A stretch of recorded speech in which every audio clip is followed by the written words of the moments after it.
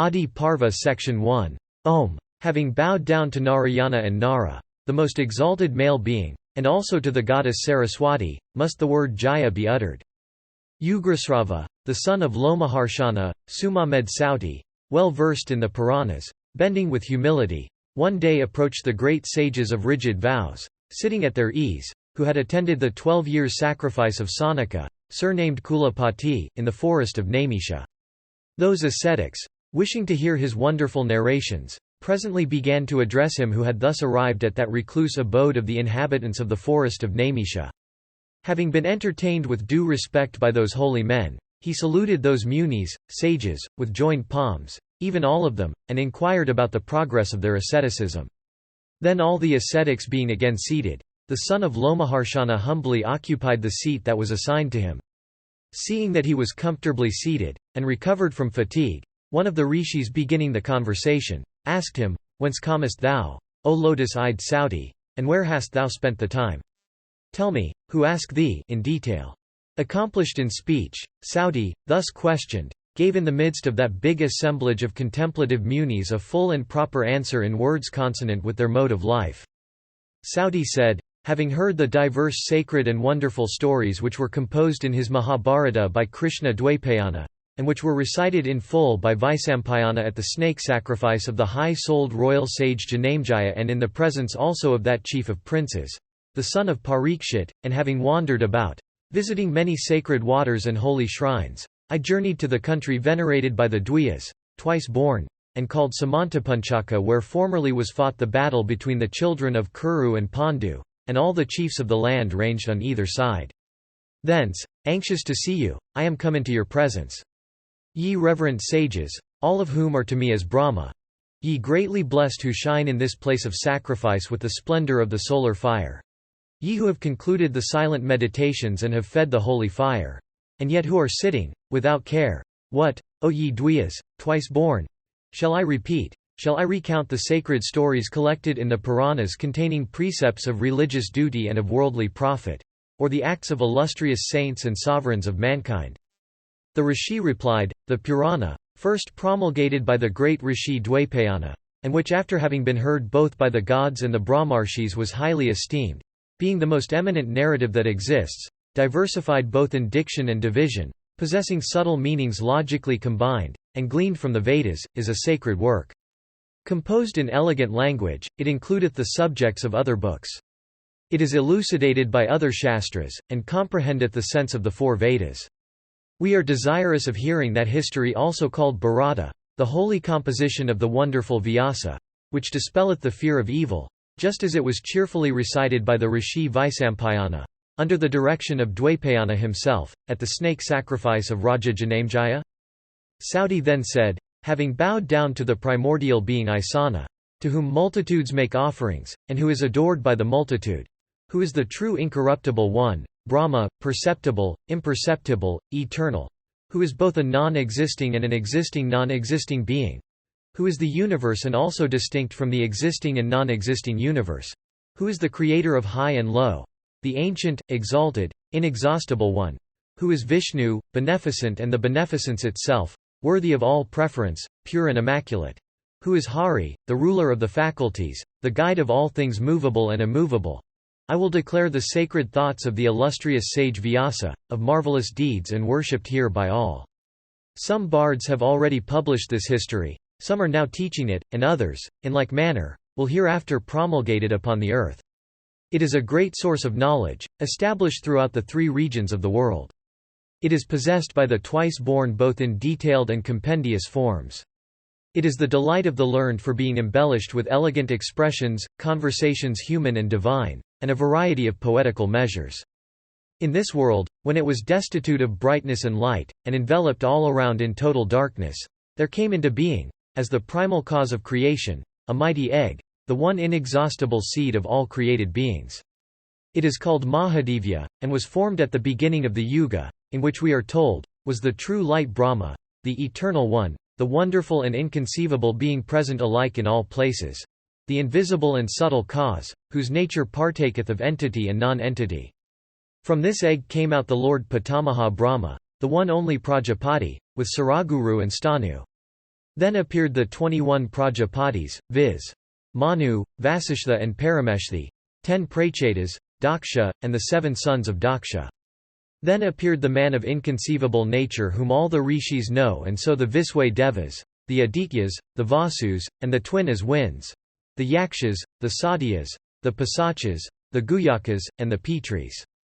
After these were produced the wise and most holy Brahmarshis, and the numerous Rajarshis distinguished by every noble quality. So the water, the heavens, the earth, the air, the sky, the points of the heavens, the years, the seasons, the months, the fortnights, called pakshas, with day and night in due succession. And thus were produced all things which are known to mankind. And what is seen in the universe, whether animate or inanimate, of created things, will at the end of the world, and after the expiration of the yuga, be again confounded. And, at the commencement of other yugas, all things will be renovated, and, like the various fruits of the earth, succeed each other in the due order of their seasons. Thus continueth perpetually to revolve in the world, without beginning and without end, this wheel which causeth the destruction of all things. The generation of Devas, in brief, was 33,333. The sons of Div were Brihadvanu, Chakshas, Atma Vibhavasu, Savita, Richika, Arka, Banu, Asavaha, and Ravi. Of these Vivaswans of old, Maya was the youngest whose son was Devavrata. The latter had for his son, Suvrata who, we learn, had 3 sons, Dasa Jyoti, Seda Jyoti, and Sahasra Jyoti, each of them producing numerous offspring. The illustrious Dasa Jyoti had 10,000, Seda Jyoti 10 times that number, and Sahasra Jyoti 10 times the number of Seda Jyoti's offspring. From these are descended the family of the Kurus, of the Yadis, and of Bharata, the family of Yayati and of Ikshwaku, also of all the Rajarshis. Numerous also were the generations produced, and very abundant were the creatures and their places of abode. The mystery which is threefold, the Vedas, Yoga, and Vijnana Dharma, Artha, and Kama.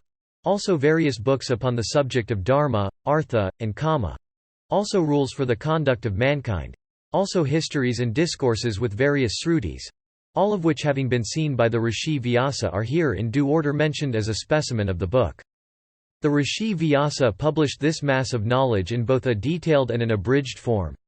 It is the wish of the learned in the world to possess the details and the abridgment. Some read the Bharata beginning with the initial mantra, invocation, others with the story of Astika, others with Uparachara, while some Brahmanas study the whole. Men of learning display their various knowledge of the institutes in commenting on the composition. Some are skillful in explaining it, while others in remembering its contents. The son of Satyavati having, by penance and meditation, analyzed the eternal Veda, afterwards composed this holy history. When that learned Brahmarshi of strict vows, the noble Dwaipayana Vyasa, offspring of Parasara, had finished this greatest of narrations, he began to consider how he might teach it to his disciples. And the possessor of the 6 attributes, Brahma, the world's preceptor, knowing of the anxiety of the Rishi Dwaipayana, came in person to the place where the latter was, for gratifying the saint, and benefiting the people. And when Vyasa, surrounded by all the tribes of Munis, saw him, he was surprised, and, standing with joined palms, he bowed and ordered a seat to be brought. And Vyasa having gone round him who is called Hiranyagarbha seated on that distinguished seat stood near it. And being commanded by Brahma Parameshthi, he sat down near the seat, full of affection and smiling in joy. Then the greatly glorious Vyasa, addressing Brahma Parameshthi, said, O divine Brahma, by me a poem hath been composed which is greatly respected. The mystery of the Veda, and what other subjects have been explained by me. The various rituals of the Upanishads with the Angas. The compilation of the Puranas and history formed by me and named after the 3 divisions of time, past, present, and future. The determination of the nature of decay, fear, disease, existence, and non-existence. A description of creeds and of the various modes of life. Rule for the 4 castes, and the import of all the Puranas. An account of asceticism and of the duties of a religious student. The dimensions of the sun and moon, the planets, constellations, and stars, together with the duration of the 4 ages. The Rik, Sama and Yajur Vedas. Also the Adhyatma. The sciences called Nyaya, orthosophy and treatment of diseases. Charity and Pasupatadharma. Birth celestial and human, for particular purposes. Also a description of places of pilgrimage and other holy places of rivers, mountains, forests, the ocean, of heavenly cities and the kalpas, the art of war, the different kinds of nations and languages, the nature of the manners of the people, and the all-pervading spirit. All these have been represented. But, after all, no writer of this work is to be found on earth. Brahma said, I esteem thee for thy knowledge of divine mysteries, before the whole body of celebrated munis distinguished for the sanctity of their lives. I know thou hast revealed the divine word, even from its first utterance, in the language of truth. Thou hast called thy present work a poem, wherefore it shall be a poem. There shall be no poets whose works may equal the descriptions of this poem, even, as the three other modes called asrama are ever unequal in merit to the domestic asrama. Let Ganesa be thought of, O Muni, for the purpose of writing the poem. Sauti said, Brahma having thus spoken to Vyasa, retired to his own abode. Then Vyasa began to call to mind Ganesa. And Ganesa, obviator of obstacles, ready to fulfill the desires of his votaries, was no sooner thought of, than he repaired to the place where Vyasa was seated. And when he had been saluted, and was seated, Vyasa addressed him thus, O guide of the Ganas, be thou the writer of the Bharata which I have formed in my imagination, and which I am about to repeat. Ganesa, upon hearing this address, thus answered, I will become the writer of thy work, provided my pen do not for a moment cease writing. And Vyasa said unto that divinity, Wherever there be anything thou dost not comprehend, cease to continue writing. Ganesa having signified his assent, by repeating the word Om, proceeded to write, and Vyasa began, and by way of diversion, he knit the knots of composition exceeding close, by doing which, he dictated this work according to his engagement. I am, continued Sauti, acquainted with 8,800 verses, and so is Sukha, and perhaps Sanjaya. From the mysteriousness of their meaning, O Muni, no one is able, to this day, to penetrate those closely knit difficult slokas. Even the omniscient Ganesa took a moment to consider, while Vyasa, however, continued to compose other verses in great abundance. The wisdom of this work, like unto an instrument of applying collyrium, hath opened the eyes of the inquisitive world blinded by the darkness of ignorance. As the sun dispelleth the darkness, so doth the Bharata by its discourses on religion, profit, pleasure and final release, dispel the ignorance of men. As the full moon by its mild light expandeth the buds of the water lily, so this Purana, by exposing the light of the Sruti hath expanded the human intellect. By the lamp of history, which destroyeth the darkness of ignorance, the whole mansion of nature is properly and completely illuminated. This work is a tree, of which the chapter of contents is the seed. The divisions called Paloma and Astika are the root. The part called Sambhava is the trunk. The books called Sabha and Aranya are the roosting perches. The books called Arani is the knitting knots. The books called Virata and Udyoga the pith. The book named Bhishma, the main branch. The book called Drona, the leaves. The book called Kama, the fair flowers. The book named Salya, their sweet smell. The books entitled Strai and Ishika, the refreshing shade. The book called Santi, the mighty fruit. The book called Aswamedha, the immortal sap. The denominated Asramavasika, the spot where it groweth. And the book called Masala, is an epitome of the Vedas and held in great respect by the virtuous Brahmanas. The tree of the Bharata, inexhaustible to mankind as the clouds, shall be as a source of livelihood to all distinguished poets. Sauti continued, I will now speak of the undying flowery and fruitful productions of this tree, possessed of pure and pleasant taste, and not to be destroyed even by the immortals. Formerly, the spirited and virtuous Krishna Dwaipayana, by the injunctions of Bhishma, the wise son of Ganga and of his own mother, became the father of 3 boys who were like the 3 fires by the 2 wives of Vichitra Virya, and having thus raised up Dhritarashtra, Pandu and Vidura, he returned to his recluse abode to prosecute his religious exercise. It was not till after these were born, grown up, and departed on the supreme journey, that the great Rishi Vyasa published the Bharata in this region of mankind. When being solicited by Janamejaya and thousands of Brahmanas, he instructed his disciple Vaisampayana, who was seated near him, and he, sitting together with the Sadasjas, recited the Bharata, during the intervals of the ceremonies of the sacrifice, being repeatedly urged to proceed. Vyasa hath fully represented the greatness of the house of Kuru, the virtuous principles of Gandhari, the wisdom of Vidura, and the constancy of Kunti. The noble Rishi hath also described the divinity of Vasudeva, the rectitude of the sons of Pandu, and the evil practices of the sons and partisans of Dhritarashtra. Vyasa executed the compilation of the Bharata, exclusive of the episodes originally in 24,000 verses, and so much only is called by the learned as the Bharata. Afterwards, he composed an epitome in 150 verses, consisting of the introduction with the chapter of contents. This he first taught to his son Sukha, and afterwards he gave it to others of his disciples who were possessed of the same qualifications. After that he executed another compilation, consisting of 600,000 verses.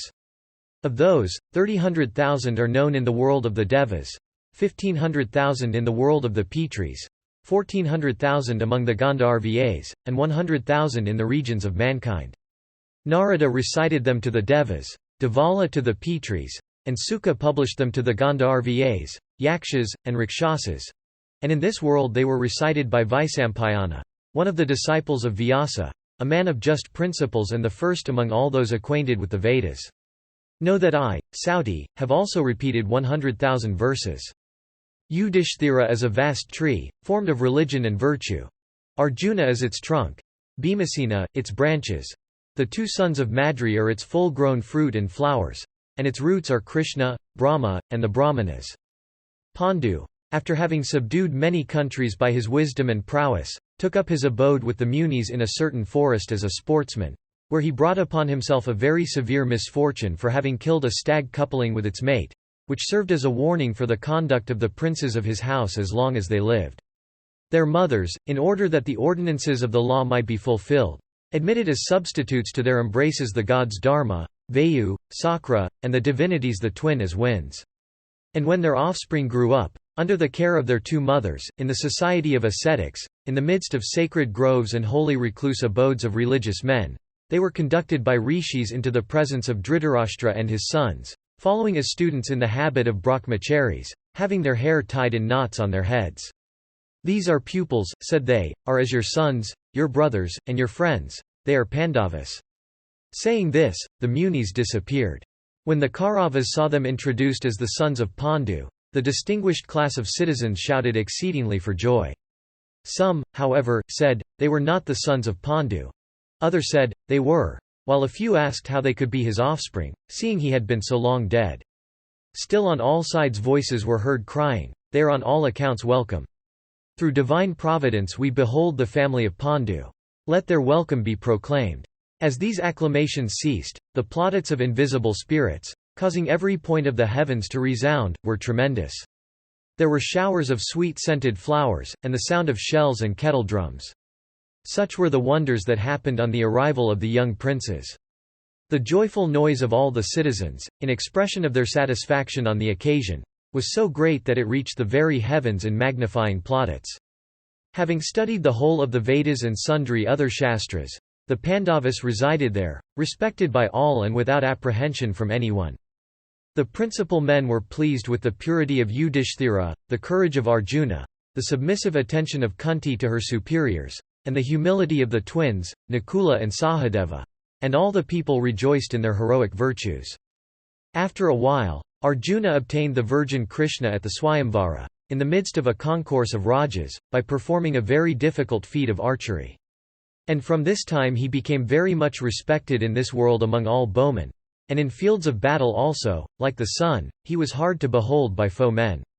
And having vanquished all the neighbouring princes and every considerable tribe, he accomplished all that was necessary for the Raja, his eldest brother, to perform the great sacrifice called Rajasuya.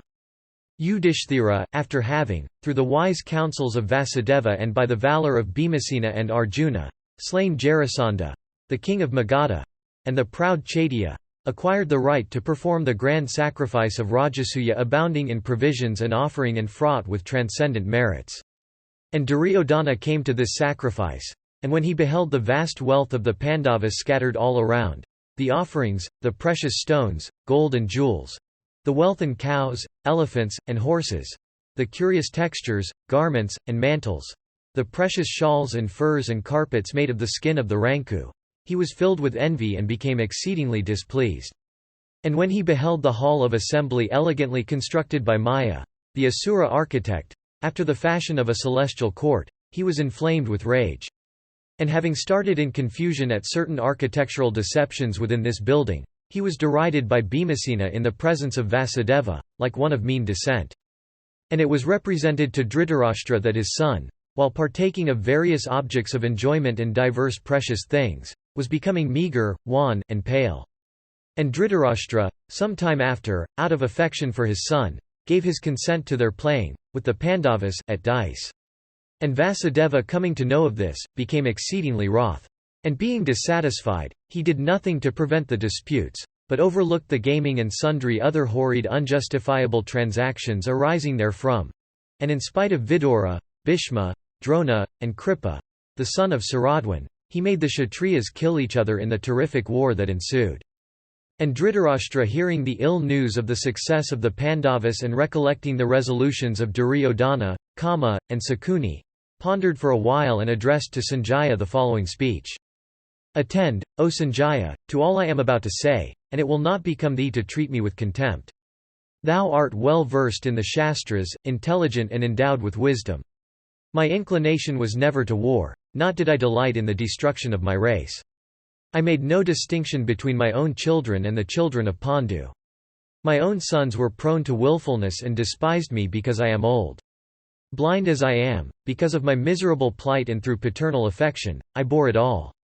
I was foolish alter the thoughtless Duryodhana ever growing in folly. Having been a spectator of the riches of the mighty sons of Pandu, my son was derided for his awkwardness while ascending the hall. Unable to bear it all and unable himself to overcome the sons of Pandu in the field, and though a soldier, unwilling yet to obtain good fortune by his own exertion, with the help of the king of Gandhara he concerted an unfair game at dice. Hear, O Sanjaya, all that happened thereupon and came to my knowledge. And when thou hast heard all I say, recollecting everything as it fell out, thou shalt then know me for one with a prophetic eye. When I heard that Arjuna, having bent the bow, had pierced the curious mark and brought it down to the ground, and bore away in triumph the maiden Krishna, in the sight of the assembled princes, then, O Sanjaya, I had no hope of success. When I heard that Subhadra of the race of Madhu had, after forcible seizure, been married by Arjuna in the city of Dwaraka, and that the two heroes of the race of Vrishni, Krishna and Balarama the brothers of Subhadra, without resenting it had entered Indraprastha as friends, then, O Sanjaya, I had no hope of success. When I heard that Arjuna, by his celestial arrow preventing the downpour by Indra the king of the gods, had gratified Agni by making over to him the forest of Khandava, then, O Sanjaya, I had no hope of success. When I heard that the 5 Pandavas with their mother Kunti had escaped from the house of Lak, and that Vidura was engaged in the accomplishment of their designs, then, O Sanjaya, I had no hope of success. When I heard that Arjuna, after having pierced the mark in the arena, had won Draupadi, and that the brave Panchalas had joined the Pandavas, then, O Sanjaya, I had no hope of success. When I heard that Jarasandha, the foremost of the royal line of Magadha, and blazing in the midst of the Kshatriyas, had been slain by Bhima with his bare arms alone, then, O Sanjaya, I had no hope of success. When I heard that in their general campaign the sons of Pandu had conquered the chiefs of the land and performed the grand sacrifice of the Rajasuya, then, O Sanjaya, I had no hope of success. When I heard that Draupadi, her voice choked with tears and heart full of agony, in the season of impurity and with but one raiment on, had been dragged into court, and though she had protectors, she had been treated as if she had none, then, O Sanjaya, I had no hope of success. When I heard that the wicked wretch Dusasana, was striving to strip her of that single garment, had only drawn from her person a large heap of cloth without being able to arrive at its end, then, O Sanjaya, I had no hope of success. When I heard that Yudhishthira, beaten by Sabala at the game of dice and deprived of his kingdom as a consequence thereof, had still been attended upon by his brothers of incomparable prowess, then, O Sanjaya, I had no hope of success. When I heard that the virtuous Pandavas weeping with affliction had followed their elder brother to the wilderness and exerted themselves variously for the mitigation of his discomforts, then, O Sanjaya, I had no hope of success. When I heard that Yudhishthira had been followed into the wilderness by Snatakas and noble-minded Brahmanas who live upon alms, then, O Sanjaya, I had no hope of success. When I heard that Arjuna, having, in combat, pleased the god of gods, Triambaka, the three-eyed, in the disguise of a hunter, obtained the great weapon Pasupada, then, O Sanjaya, I had no hope of success. When I heard that the just and renowned Arjuna, after having been to the celestial regions, had there obtained celestial weapons from Indra himself, then, O Sanjaya, I had no hope of success. When I heard that afterwards Arjuna had vanquished the Kalakyas and the Palomas proud with the boon they had obtained and which had rendered them invulnerable even to the celestials, then, O Sanjaya, I had no hope of success. When I heard that Arjuna, the chastiser of enemies, having gone to the regions of Indra for the destruction of the Asuras, had returned thence successful, then, O Sanjaya, I had no hope of success. When I heard that Bhima and the other sons of Pritha, Kunti, accompanied by Vaisravana, had arrived at that country which is inaccessible to man, then, O Sanjaya, I had no hope of success. When I heard that my sons, guided by the counsels of Kama, while on their journey of Goshayatra, had been taken prisoners by the Gandharvas and were set free by Arjuna, then, O Sanjaya, I had no hope of success. When I heard that Dharma, the god of justice, having come under the form of a yaksha, had proposed certain questions to Yudhishthira, then, O Sanjaya, I had no hope of success. When I heard that my sons had failed to discover the Pandavas under their disguise while residing with Draupadi in the dominions of Virata, then, O Sanjaya, I had no hope of success. When I heard that the principal men of my side had all been vanquished by the noble Arjuna with a single chariot while residing in the dominions of Virata, then, O Sanjaya, I had no hope of success. When I heard that Vasudeva of the race of Madhu, who covered this whole earth by 1 foot, was heartily interested in the welfare of the Pandavas, then, O Sanjaya, I had no hope of success. When I heard that the king of Matsya had offered his virtuous daughter Uttara to Arjuna and that Arjuna had accepted her for his son, then, O Sanjaya, I had no hope of success. When I heard that Yudhishthira, beaten at dice, deprived of wealth, exiled and separated from his connections, had assembled yet an army of 7 Akshauhinis, then, O Sanjaya, I had no hope of success. When I heard Narada declare that Krishna and Arjuna were Nara and Narayana and he, Narada, had seen them together in the regions of Brahma, then, O Sanjaya, I had no hope of success. When I heard that Krishna, anxious to bring about peace, for the welfare of mankind, had repaired to the Kurus, and went away without having been able to effect his purpose, then, O Sanjaya, I had no hope of success. When I heard that Kama and Duryodhana resolved upon imprisoning Krishna displayed in himself the whole universe, then, O Sanjaya, I had no hope of success.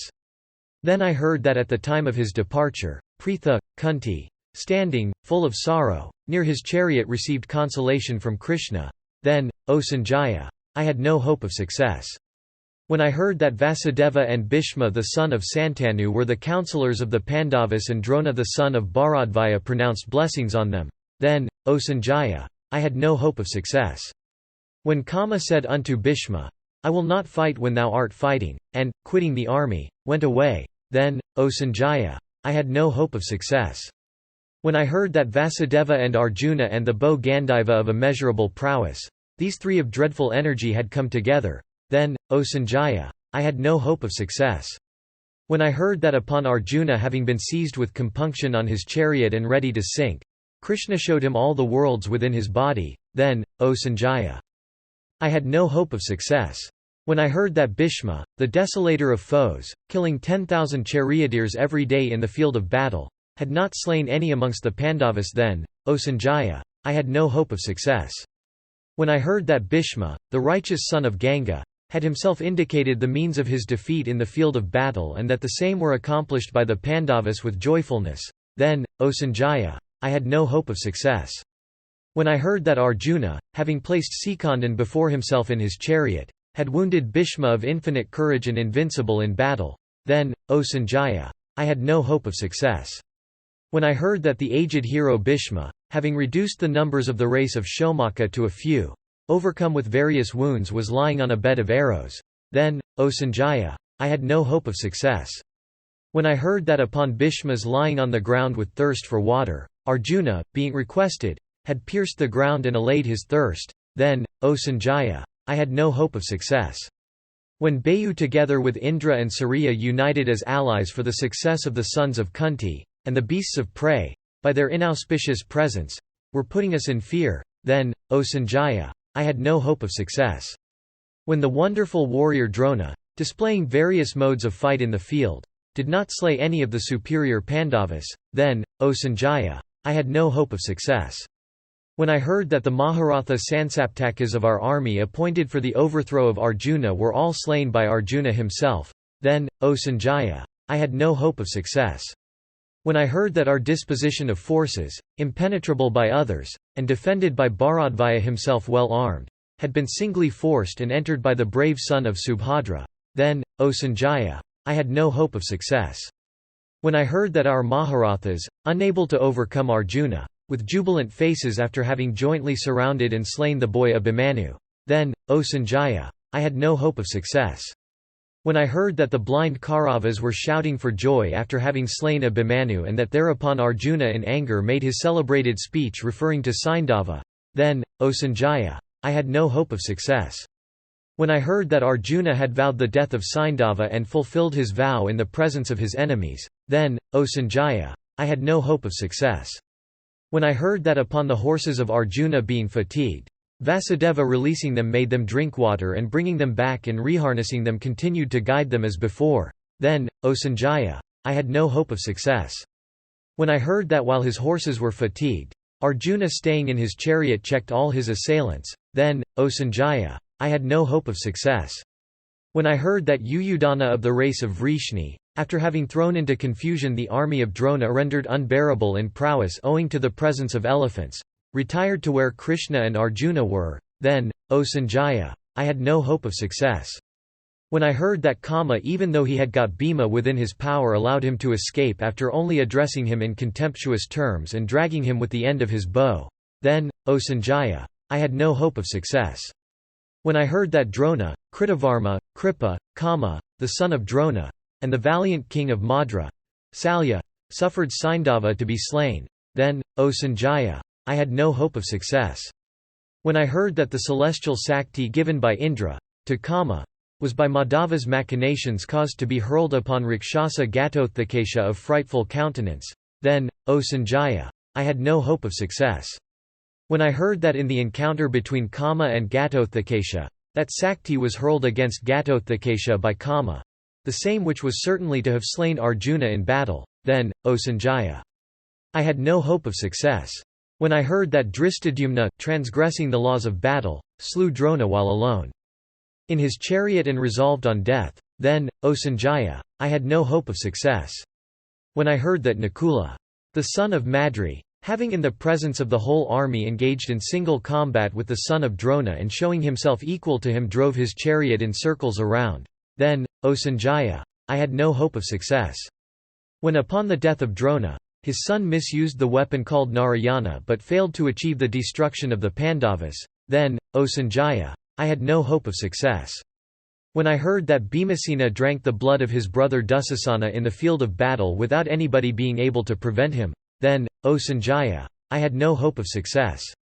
When I heard that the infinitely brave Kama, invincible in battle, was slain by Arjuna in that war of brothers mysterious even to the gods, then, O Sanjaya, I had no hope of success. When I heard that Yudhishthira, the just, overcame the heroic son of Drona, Dusasana, and the fierce Kritavarman, then, O Sanjaya, I had no hope of success.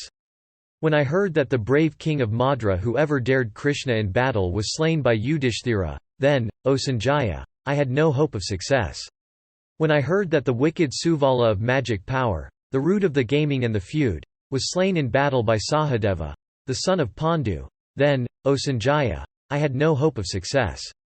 When I heard that Duryodhana, spent with fatigue, having gone to a lake and made a refuge for himself within its waters, was lying there alone, his strength gone and without a chariot, then, O Sanjaya, I had no hope of success. When I heard that the Pandavas having gone to that lake accompanied by Vasudeva and standing on its beach began to address contemptuously my son who was incapable of putting up with affronts, then, O Sanjaya, I had no hope of success. When I heard that while, displaying in circles a variety of curious modes, of attack and defense, in an encounter with clubs, he was unfairly slain according to the counsels of Krishna, then, O Sanjaya, I had no hope of success. When I heard the son of Drona and others by slaying the Panchalas and the sons of Draupadi in their sleep, perpetrated a horrible and infamous deed, then, O Sanjaya, I had no hope of success. When I heard that Aswathaman while being pursued by Bhimasena had discharged the first of weapons called Ishika, by which the embryo in the womb, of Uttara, was wounded, then, O Sanjaya, I had no hope of success. When I heard that the weapon Brahmashira, discharged by Aswathaman, was repelled by Arjuna with another weapon over which he had pronounced the word, Sasti, and that Aswathaman had to give up the jewel-like excrescence on his head, then, O Sanjaya, I had no hope of success. When I heard that upon the embryo in the womb of Virata's daughter being wounded by Aswathaman with a mighty weapon, Dwaipayana and Krishna pronounced curses on him, then, O Sanjaya, I had no hope of success. Alas! Gandhari, destitute of children, grandchildren, parents, brothers, and kindred, is to be pitied. Difficult is the task that hath been performed by the Pandavas. By them hath a kingdom been recovered without a rival. Alas! I have heard that the war hath left only 10 alive. 3 of our side, and the Pandavas, 7. In that dreadful conflict 18 Akshauhinis of Kshatriyas have been slain. All around me is utter darkness, and a fit of swoon assaileth me. Consciousness leaves me, O Sudha, and my mind is distracted. Sauti said, Dhritarashtra, bewailing his fate in these words, was overcome with extreme anguish and for a time deprived of sense. But being revived, he addressed Sanjaya in the following words. After what hath come to pass, O Sanjaya, I wish to put an end to my life without delay. I do not find the least advantage in cherishing it any longer. Sauti said, the wise son of Gavalgana, Sanjaya, then addressed the distressed lord of earth while thus talking and bewailing, sighing like a serpent and repeatedly tainting, in words of deep import. Thou hast heard, O Raja, of the greatly powerful men of vast exertions, spoken of by Vyasa and the wise Narada. Men born of great royal families, resplendent with worthy qualities, versed in the science of celestial arms, and in glory emblems of Indra. Men who having conquered the world by justice and performed sacrifices with fit offerings, to the Brahmanas, obtained renown in this world and at last succumbed to the sway of time. Such were Saivya, the valiant Maharatha, Srinjaya, great amongst conquerors, Suhotra, Rantadeva, and Kakshavanta, great in glory, Valhika, Damana, Saryati, Ahita, and Nala, Viswamitra the destroyer of foes, Amvarisha, great in strength, Maruda, Manu, Ikshaku, Gaya, and Bharata, Rama the son of Dasaratha, Sasavindu, and Bhagiratha, Kritavirya, the greatly fortunate, and Janamejaya too, and Yayati of good deeds who performed sacrifices, being assisted therein by the celestials themselves, and by whose sacrificial altars and stakes this earth with her habited and uninhabited regions hath been marked all over. These 24 Rajas were formerly spoken of by the celestial Rishi Narada unto Saivya when much afflicted for the loss of his children. Besides these, other Rajas had gone before, still more powerful than they, mighty charioteers noble in mind, and resplendent with every worthy quality. These were Puru, Kuru, Yadu, Sura and Viswasrawa of great glory.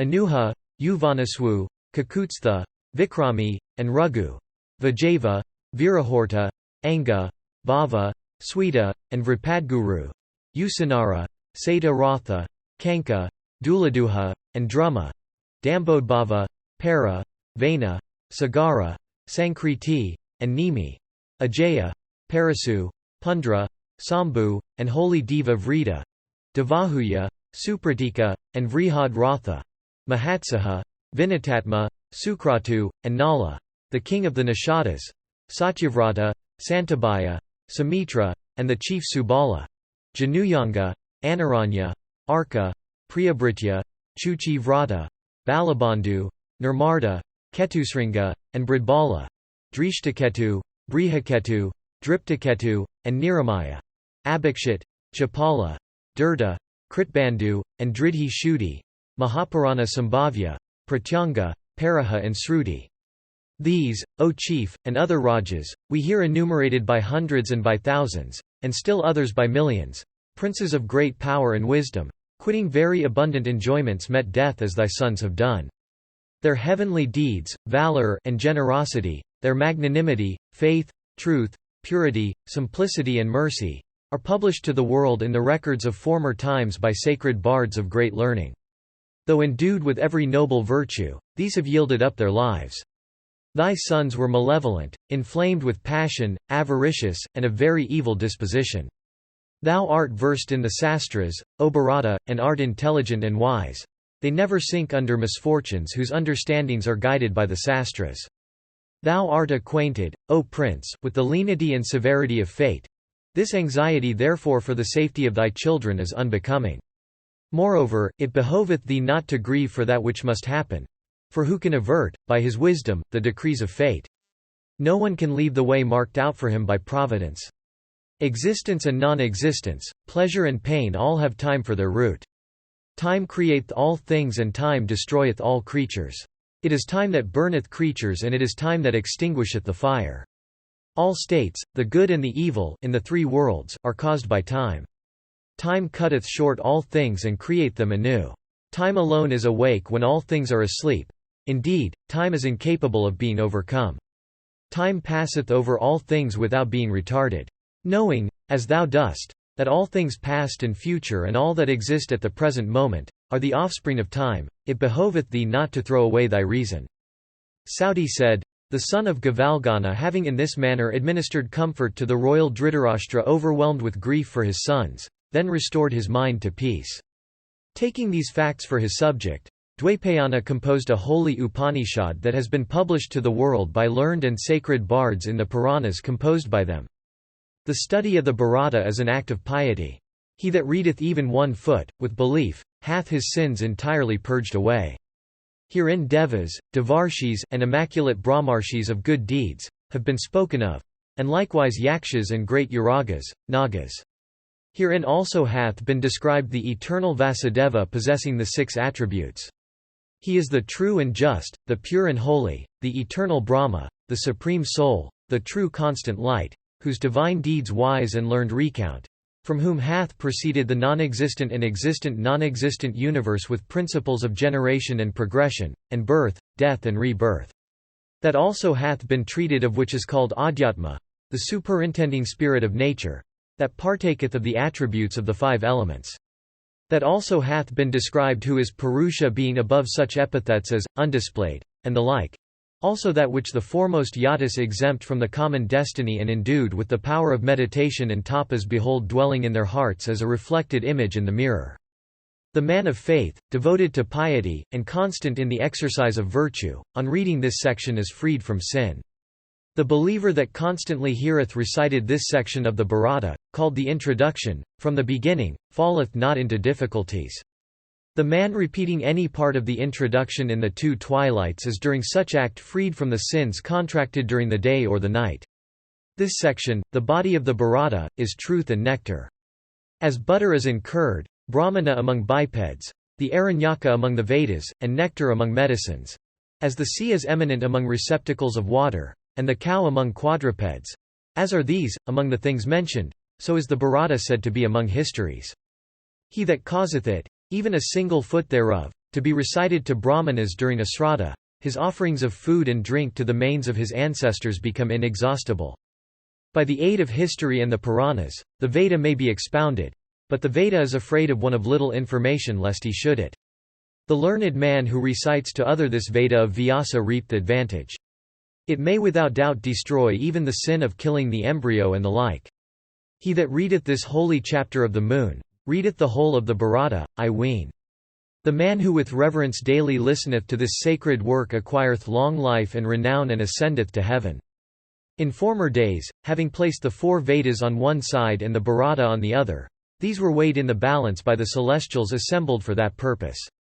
And as the latter weighed heavier than the 4 Vedas with their mysteries, from that period it hath been called in the world Mahabharata, the great Bharata. Being esteemed superior both in substance and gravity of import, it is denominated Mahabharata on account of such substance and gravity of import. He that knoweth its meaning is saved from all his sins. Tapa is innocent, study is harmless. The ordinance of the Vedas prescribed for all the tribes are harmless. The acquisition of wealth by exertion is harmless. But when they are abused in their practices, it is then that they become sources of evil. Adiparva Section 2. The Rishi said, O son of Sudha, we wish to hear a full and circumstantial account of the place mentioned by you as Samanta Panchaya. Sauti said, Listen, O ye Brahmanas, to the sacred descriptions I utter, O ye best of men. Ye deserve to hear of the place known as Samanta Panchaka. In the interval between the Treta and Dwapara Yugas, Rama, the son of Jamadagni, great among all who have borne arms, urged by impatience of wrongs, repeatedly smote the noble race of Kshatriyas. And when that fiery meteor, by his own valour, annihilated the entire tribe of the Kshatriyas, he formed at Samanta Panchaka 5 lakes of blood. We are told that his reason being overpowered by anger, he offered oblations of blood to the manes of his ancestors, standing in the midst of the sanguine waters of those lakes. It was then that his forefathers, of whom Richika was the first, having arrived there, addressed him thus: O Rama, O blessed Rama, O offspring of Bhrigu, we have been gratified with the reverence thou hast shown for thy ancestors and with thy valour, O mighty one. Blessings be upon thee. O thou illustrious one, ask the boon that thou mayest desire. Rama said, If, O fathers, ye are favourably disposed towards me, the boon I ask is that I may be absolved from the sins born of my having annihilated the Kshatriyas in anger, and that the lakes I have formed may become famous in the world as holy shrines.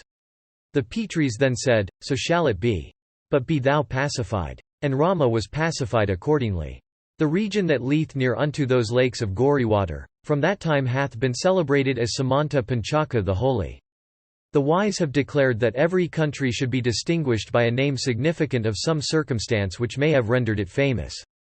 In the interval between the Dwapara and the Kali Yugas there happened at Samanta Panchaka the encounter between the armies of the Kauravas and the Pandavas. In that holy region, without ruggedness of any kind, were assembled 18 Akshauhinis of soldiers eager for battle. And, O Brahmanas, having come thereto, they were all slain on the spot.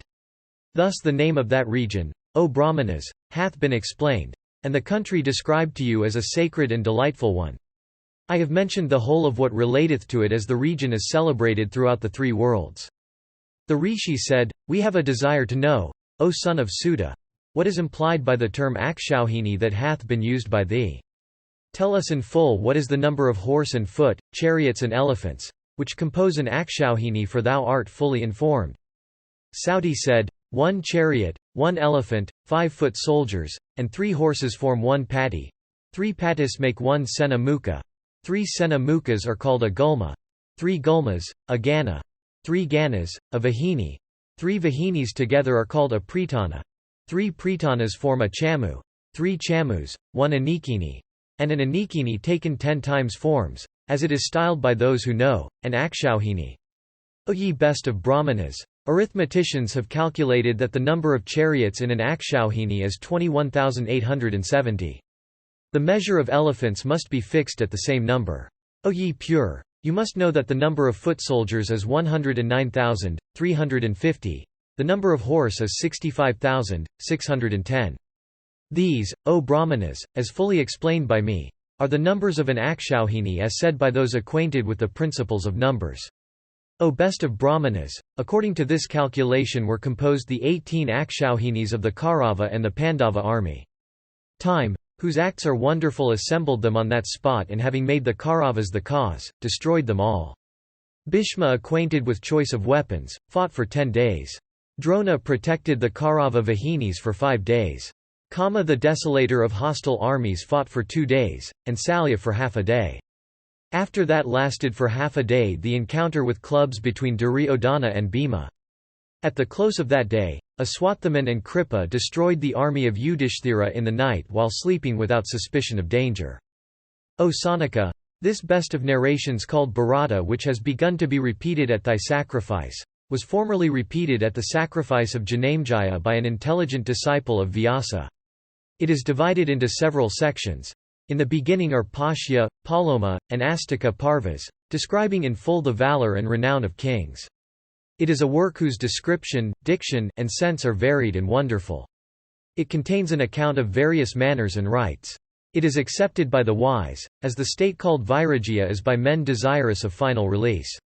As self among things to be known, as life among things that are dear, so is this history that furnisheth the means of arriving at the knowledge of Brahma the first among all the sastras. There is not a story current in this world but doth depend upon this history, even as the body upon the foot that it taketh. As masters of good lineage are ever attended upon by servants desirous of preferment, so is the Bharata cherished by all poets. As the words constituting the several branches of knowledge appertaining to the world and the Veda display only vowels and consonants, so this excellent history displayeth only the highest wisdom. Listen, O ye ascetics, to the outlines of the several divisions, parvas, of this history called Bharata, endued with great wisdom, of sections and feet that are wonderful and various, of subtle meanings and logical connections, and embellished with the substance of the Vedas. The first parva is called Anukramanika, the second, Sangraha, then Pashya, then Paloma, the Astika, then Adavansavatarana. Then comes the Sambhava of wonderful and thrilling incidents. Then comes Jatyagrihadaha, setting fire to the house of Lak, and then Hidambabada, the killing of Hidimba, Parvas. Then comes Baka Bada, slaughter of Baka, and then Chitraratha. The next is called Swayamvara, selection of husband by Panchali, in which Arjuna by the exercise of Kshatriya virtues, won Draupadi for wife.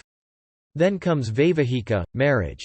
Then comes Viduragamana, advent of Vidura, Rajyalabha, acquirement of kingdom, Arjuna Banavasa, exile of Arjuna, and Subhadra Harana, the carrying away of Subhadra. After these come Harana Harika, Khandava Daha, the burning of the Khandava forest, and Maya Darsana, meeting with Maya the Asura architect. Then come Sabha, Mantra, Jarasandha, Digvijaya, general campaign. After Digvijaya come Raja Sayaka, Arghya Viharana, the robbing of the Arghya, and Sisapala Bada, the killing of Sisapala. After these, Dayuta, gambling, Anudyuta, subsequent to gambling, Aranyaka, and Krimira Bada, destruction of Krimira. The Arjuna Vigamana, the travels of Arjuna, Kairati. In the last hath been described the battle between Arjuna and Mahadeva in the guise of a hunter. After this Indra Lokavigamana, the journey to the regions of Indra. Then that mine of religion and virtue, the highly pathetic Nalapakhyana, the story of Nala.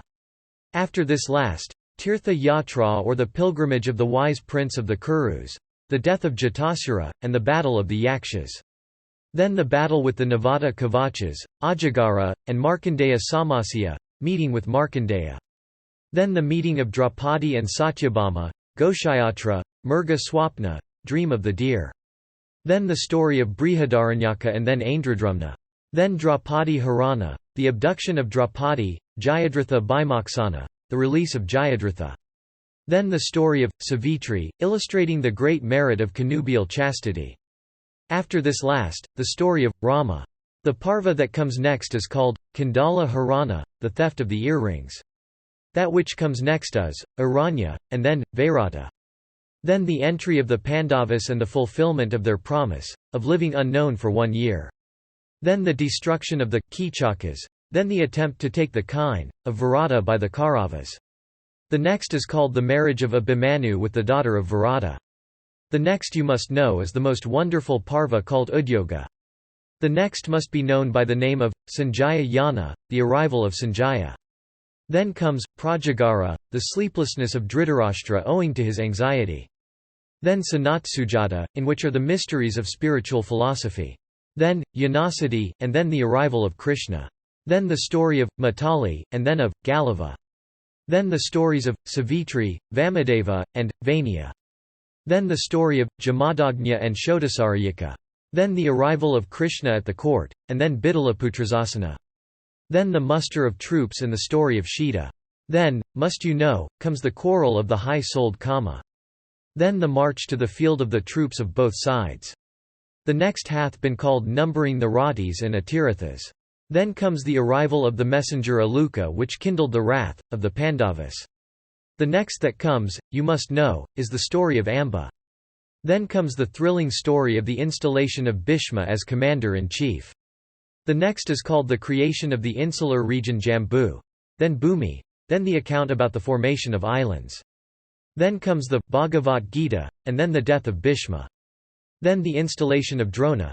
Then the destruction of the Sansaptakas. Then the death of Abhimanyu, and then the vow of Arjuna, to slay Jayadratha. Then the death of Jayadratha, and then of Gatotthakesha. Then, must you know, comes the story of the death of Drona of surprising interest. The next that comes is called the discharge of the weapon called Narayana. Then, is Kama, and then Salya. Then comes the immersion in the lake, and then the encounter, between Bhima and Duryodhana, with clubs. Then comes Saraswata, and then the descriptions of holy shrines, and then genealogies. Then comes Sataka describing incidents disgraceful, to the honor of the Kurus. Then comes the Isika, of harrowing incidents. Then comes Halapradana, oblations of water to the manes of the deceased, and then the wailings of the women. The next must be known as Sraddha, describing the funeral rites performed for the slain Kauravas. Then comes the destruction of the Rakshasa Charvaka who had assumed the disguise of a Brahmana, for deceiving Yudhishthira. Then the coronation of the wise Yudhishthira. The next is called the Grihapravibhaga. Then comes Santi. Then Rajadharmanusasana. Then Apadharma. Then Mokshadharma. Those that follow are called respectively Sukha Prasna Abhigamana, Brahma Prasnanasana, the origin of Durvasa, the disputations with Maya. The next is to be known as Anusasanika. Then the ascension of Bhishma to heaven. Then the horse sacrifice, which when read purgeth all sins away. The next must be known as the Anugita, in which are words of spiritual philosophy. Those that follow are called Asramvasa, Putradarshana, meeting with the spirits of the deceased sons, and the arrival of Narada. The next is called Masala, which abounds with terrible and cruel incidents. Then comes Mahaprasthanika, and ascension to heaven. Then comes the Purana, which is called Kilvansa. In this last are contained Vishnuparva, Vishnu's frolics and feats as a child, the destruction of Kansa, and lastly, the very wonderful Bhavishyaparva, in which there are prophecies regarding the future. The high-souled Vyasa composed these 100 parvas, of which the above is only an abridgment. Having distributed them into 18, the son of Sudha recited them consecutively in the forest of Naimisha as follows. In the Adiparva are contained Pashya, Paloma, Astika, Adavansavattara, Samva, the burning of the house of Lak, the slaying of Hidimba, the destruction of the Asura Vaka, Chitraratha, the Swayamvara of Draupadi, her marriage after the overthrow of rivals in war, the arrival of Vidura, the restoration, Arjuna's exile, the abduction of Subhadra, the gift and receipt of the marriage dower, the burning of the Khandava forest, and the meeting with the Asura architect, Maya. The Pashya Parva treats of the greatness of Utanka, and the Paloma, of the sons of Bhrigu. The Astika describes the birth of Garuda and of the Nagas, snakes, the churning of the ocean, the incidents relating to the birth of the celestial steed Uchcheshrava, and finally, the dynasty of Bharata, as described in the snake sacrifice of King Janamejaya. The Sambhava Parva narrates the birth of various kings and heroes, and that of the sage, Krishna Dwaipayana. The partial incarnations of deities, the generation of Danavas and Yakshas of great prowess, and serpents, Gandharvas, birds, and of all creatures. And lastly, of the life and adventures of King Bharata, the progenitor of the line that goes by his name, the son born of Sakuntala in the hermitage of the ascetic Kanwa. This parva also describes the greatness of Bhagirathi, and the births of the Vasus in the house of Santanu and their ascension to heaven. In this parva is also narrated the birth of Bhishma uniting in himself portions of the energies of the other Vasus, his renunciation of royalty and adoption of the brahmacharya mode of life, his adherence to his vows, his protection of Chitrangada, and after the death of Chitrangada, his protection of his younger brother, Vichitravirya, and his placing the latter on the throne. The birth of Dharma among men in consequence of the curse of Anamandavya, the births of Dhritarashtra and Pandu through the potency of Vyasa's blessings, and also the birth of the Pandavas, the plottings of Duryodhana to send the sons of Pandu to Varanavada, and the other dark counsels of the sons of Dhritarashtra in regard to the Pandavas. Then the advice administered to Yudhishthira on his way by that well-wisher of the Pandavas, Vidura, in the Malechcha language, the digging of the hole, the burning of Purachana and the sleeping woman of the fowler caste, with her 5 sons, in the house of Lak, the meeting of the Pandavas in the dreadful forest with Hidimba, and the slaying of her brother Hidimba by Bhima of great prowess.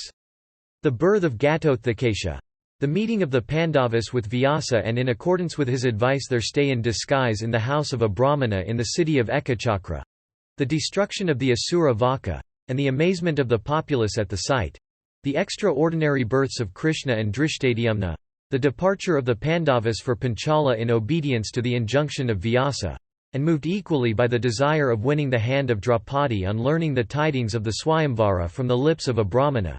Victory of Arjuna over a Gandharva, called Angaraparna, on the banks of the Bhagirathi, his contraction of friendship with his adversary, and his hearing from the Gandharva the history of Tapati, Vasishtha and Arva. This parva treats of the journey of the Pandavas towards Panchala, the acquisition of Draupadi in the midst of all the Rajas, by Arjuna, after having successfully pierced the mark, and in the ensuing fight, the defeat of Salya, Kama, and all the other crowned heads at the hands of Bhima and Arjuna of great prowess. The ascertainment by Balarama and Krishna, at the sight of these matchless exploits, that the heroes were the Pandavas, and the arrival of the brothers at the house of the potter where the Pandavas were staying. The dejection of Drupada on learning that Draupadi was to be wedded to 5 husbands. The wonderful story of the 5 Indras related in consequence. The extraordinary and divinely ordained wedding of Draupadi. The sending of Vidura by the sons of Dhritarashtra as envoy to the Pandavas. The arrival of Vidura and his sight to Krishna. The abode of the Pandavas in Khandava Prastha, and then their rule over 1/2 of the kingdom.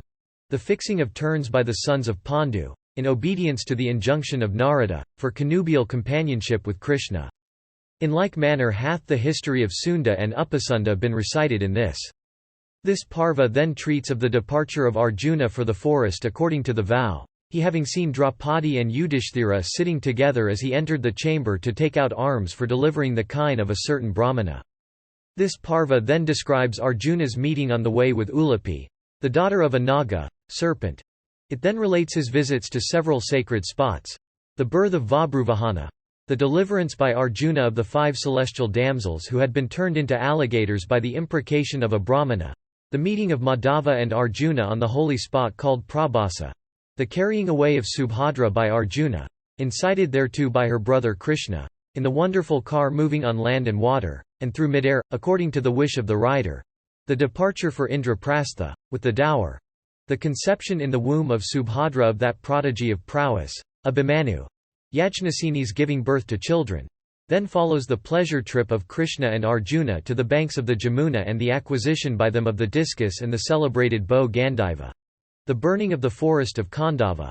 The rescue of Maya by Arjuna, and the escape of the serpent, and the begetting of a son by that best of rishis, Mandapala, in the womb of the bird Sarnji. This parva is divided by Vyasa into 227 chapters. These 227 chapters contain 8,884 slokas. The second is the extensive parva called Sabha or the assembly, full of matter.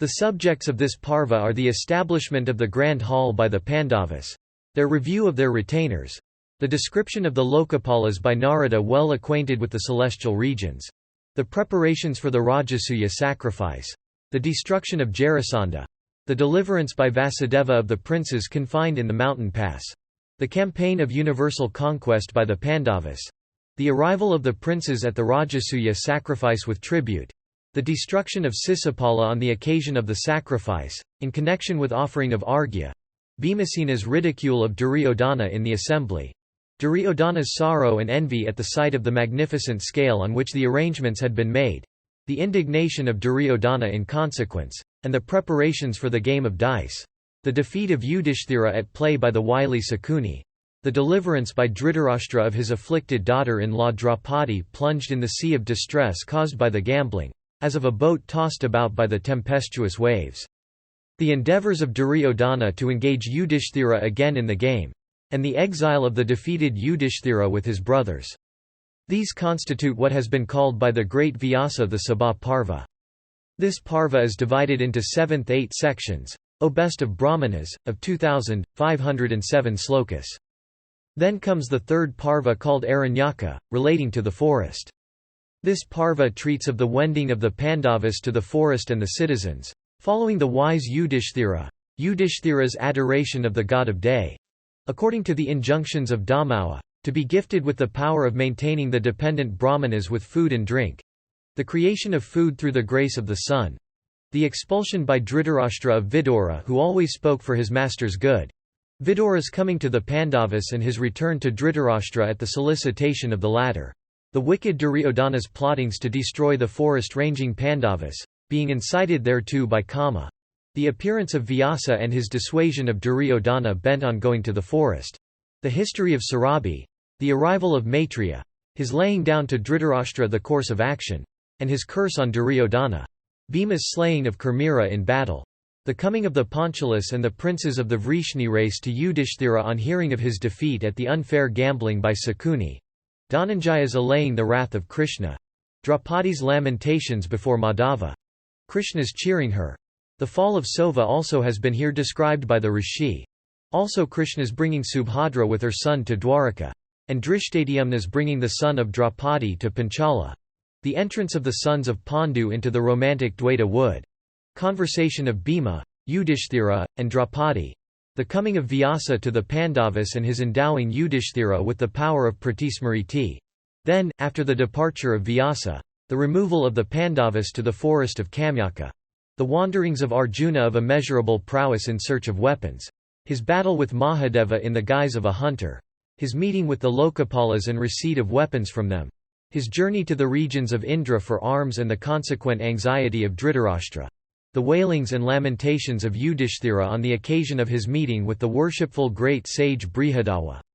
Here occurs the holy and highly pathetic story of Nala illustrating the patience of Damayanti and the character of Nala.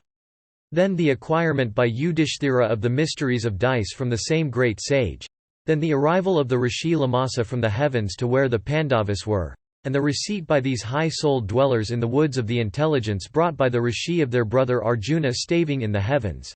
Then the pilgrimage of the Pandavas to various sacred spots in accordance with the message of Arjuna. And their attainment of great merit and virtue consequent on such pilgrimage. Then the pilgrimage of the great sage Narada to the shrine Putasta. Also the pilgrimage of the high-souled Pandavas. Here is the deprivation of Kama of his earrings by Indra. Here also is recited the sacrificial magnificence of Gaia. Then the story of Agastya in which the Rishi ate up the Asura Vatapi, and his connubial connection with Lopamudra from the desire of offspring.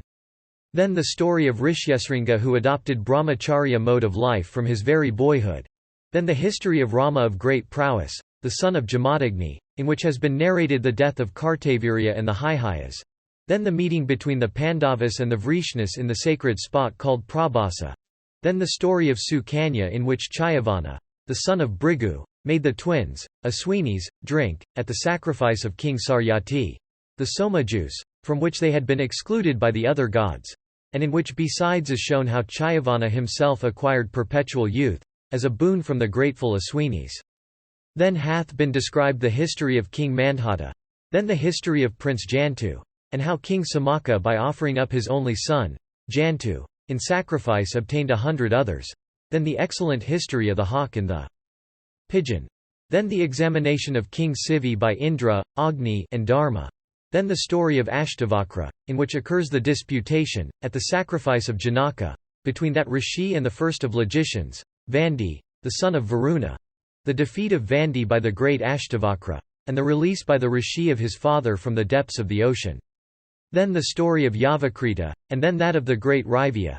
Then the departure, of the Pandavas, for Gandhamadana and their abode in the asylum called Narayana. Then Bhimasena's journey to Gandhamadana at the request of Draupadi, in search of the sweet-scented flower. Bhima's meeting on his way, in a grove of bananas, with Hanuman, the son of Pavana of great prowess. Bhima's bath in the tank and the destruction of the flowers therein for obtaining the sweet-scented flower. He was in search of, his consequent battle with the mighty Rakshasas and the Yakshas of great prowess including Hanuman. The destruction of the Asura Jata by Bhima. The meeting, of the Pandavas, with the royal sage Vrishaparva. Their departure for the asylum of Arshtashina and abode therein. The incitement of Bhima, to acts of vengeance, by Draupadi. Then is narrated the ascent on the hills of Kailasa by Bhimasena, his terrific battle with the mighty Yakshas headed by Hanuman. Then the meeting of the Pandavas with Vaisravana, Kuvera, and the meeting with Arjuna after he had obtained for the purpose of Yudhishthira many celestial weapons. Then Arjuna's terrible encounter with the Nivatakavachas dwelling in Hiranyaparva, and also with the Palomas, and the Kalakiyas. Their destruction at the hands of Arjuna. The commencement of the display of the celestial weapons by Arjuna before Yudhishthira. The prevention of the same by Narada. The descent of the Pandavas from Gandhamadana. The seizure of Bhima in the forest by a mighty serpent huge as the mountain. his release from the coils of the snake, upon Yudhishthira's answering certain questions, the return of the Pandavas to the Kamyaka woods. Here is described the reappearance of Vasudeva to see the mighty sons of Pandu, the arrival of Markandeya, and various recitals, the history of Prithu the son of Vena recited by the great Rishi, the stories of Saraswati and the Rishi Tarkya. After these, is the story of Matsya, other old stories recited by Markandeya, the stories of Indradyumna and Dundamara, then the history of the chaste wife, the history of Anjara, the meeting and conversation of Draupadi and Satyabhama, the return of the Pandavas to the forest of Dwaita, then the procession to see the calves and the captivity of Duryodhana, and when the wretch was being carried off, his rescue by Arjuna. Here is Yudhishthira's dream of the deer, then the re-entry of the Pandavas into the Kamyaka forest. Here also is the long story of Vrihidraunika. Here also is recited the story of Durvasa, then the abduction by Jayadratha of Draupadi from the asylum, the pursuit of the ravisher by Bhima swift as the air, and the ill-shaving of Jayadratha's crown at Bhima's hand. Here is the long history of Rama, in which is shown how Rama by his prowess slew Ravana in battle. Here also is narrated the story of Savitri, then Kama's deprivation by Indra of his earrings, then the presentation to Kama by the gratified Indra of a Sakti, missile weapon, which had the virtue of killing only one person against whom it might be hurled. Then the story called Aranya, in which Dharma, the god of justice, gave advice to his son, Yudhishthira, in which, besides, is recited how the Pandavas after having obtained a boon went towards the west. These are all included in the third parva called Aranyaka, consisting of 269 sections. The number of slokas is 11,664. The extensive parva that comes next is called Virata. The Pandavas arriving at the dominions of Virata saw in a cemetery on the outskirts of the city a large shami tree whereon they kept their weapons. Here hath been recited their entry into the city and their stay there in disguise. Then the slaying by Bhima of the wicked Kichaka who, senseless with lust, had sought Draupadi, the appointment by Prince Duryodhana of clever spies, and their dispatch to all sides for tracing the Pandavas, the failure of these to discover the mighty sons of Pandu, the first seizure of Virata's kine by the Trigartas and the terrific battle that ensued, the capture of Virata by the enemy and his rescue by Bhimasena, the release also of the kine by the Pandava, Bhima, the seizure of Virata's kine again by the Kurus, the defeat in battle of all the Kums by the single-handed Arjuna, the release of the king's kine, the bestowal by Virata of his daughter Uttara for Arjuna's acceptance on behalf of his son by Subhadra, Abhimanyu, the destroyer of foes. These are the contents of the extensive fourth parva, the Virata. The great Rishi Vyasa has composed in these 67 sections. The number of slokas is 2050. Listen then to the contents of the fifth parva, which must be known as Udyoga. While the Pandavas, desirous of victory, were residing in the place called Upaplavya, Duryodhana and Arjuna both went at the same time to Vasudeva, and said, "You should render us assistance in this war." The high-souled Krishna, upon these words being uttered, replied, "O ye first of men, a counsellor in myself who will not fight and one Akshauhini of troops, which of these shall I give to which of you?" Blind to his own interests, the foolish Duryodhana asked for the troops, while Arjuna solicited Krishna as an unfighting counsellor. Then is described how, when the king of Madra was coming for the assistance of the Pandavas, Duryodhana, having deceived him on the way by presents and hospitality, induced him to grant a boon and then solicited his assistance in battle. How Salya, having passed his word to Duryodhana, went to the Pandavas and consoled them by reciting the history of Indra's victory, over Vritra.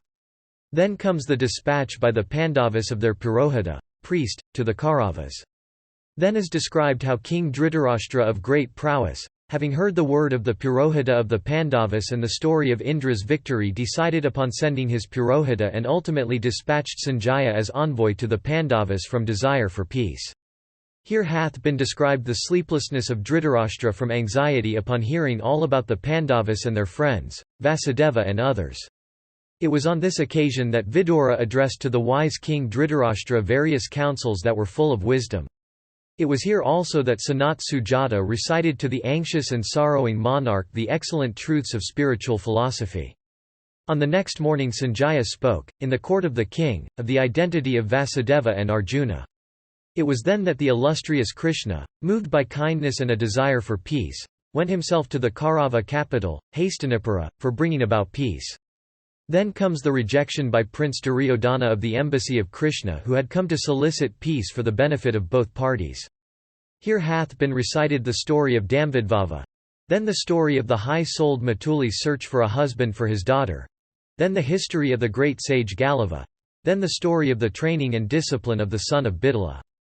Then the exhibition by Krishna, before the assembled Rajas, of his yoga powers upon learning the evil counsels of Duryodhana and Kama. Then Krishna's taking Kama in his chariot and his tendering to him of advice, and Kama's rejection of the same from pride. Then the return of Krishna, the chastiser of enemies from Hastinapura to Upaplavya, and his narration to the Pandavas of all that had happened. It was then that those oppressors of foes, the Pandavas, having heard all and consulted properly with each other, made every preparation for war. Then comes the march from Hastinapura, for battle, of foot soldiers, horses, charioteers and elephants. Then the tale of the troops by both parties. Then the dispatch by Prince Duryodhana of Aluka as envoy to the Pandavas on the day previous to the battle. Then the tale of charioteers of different classes. Then the story of Amba. These all have been described in the fifth parva called Udyoga of the Bharata, abounding with incidents appertaining to war and peace. O ye ascetics, the great Vyasa hath composed 186 sections in this parva.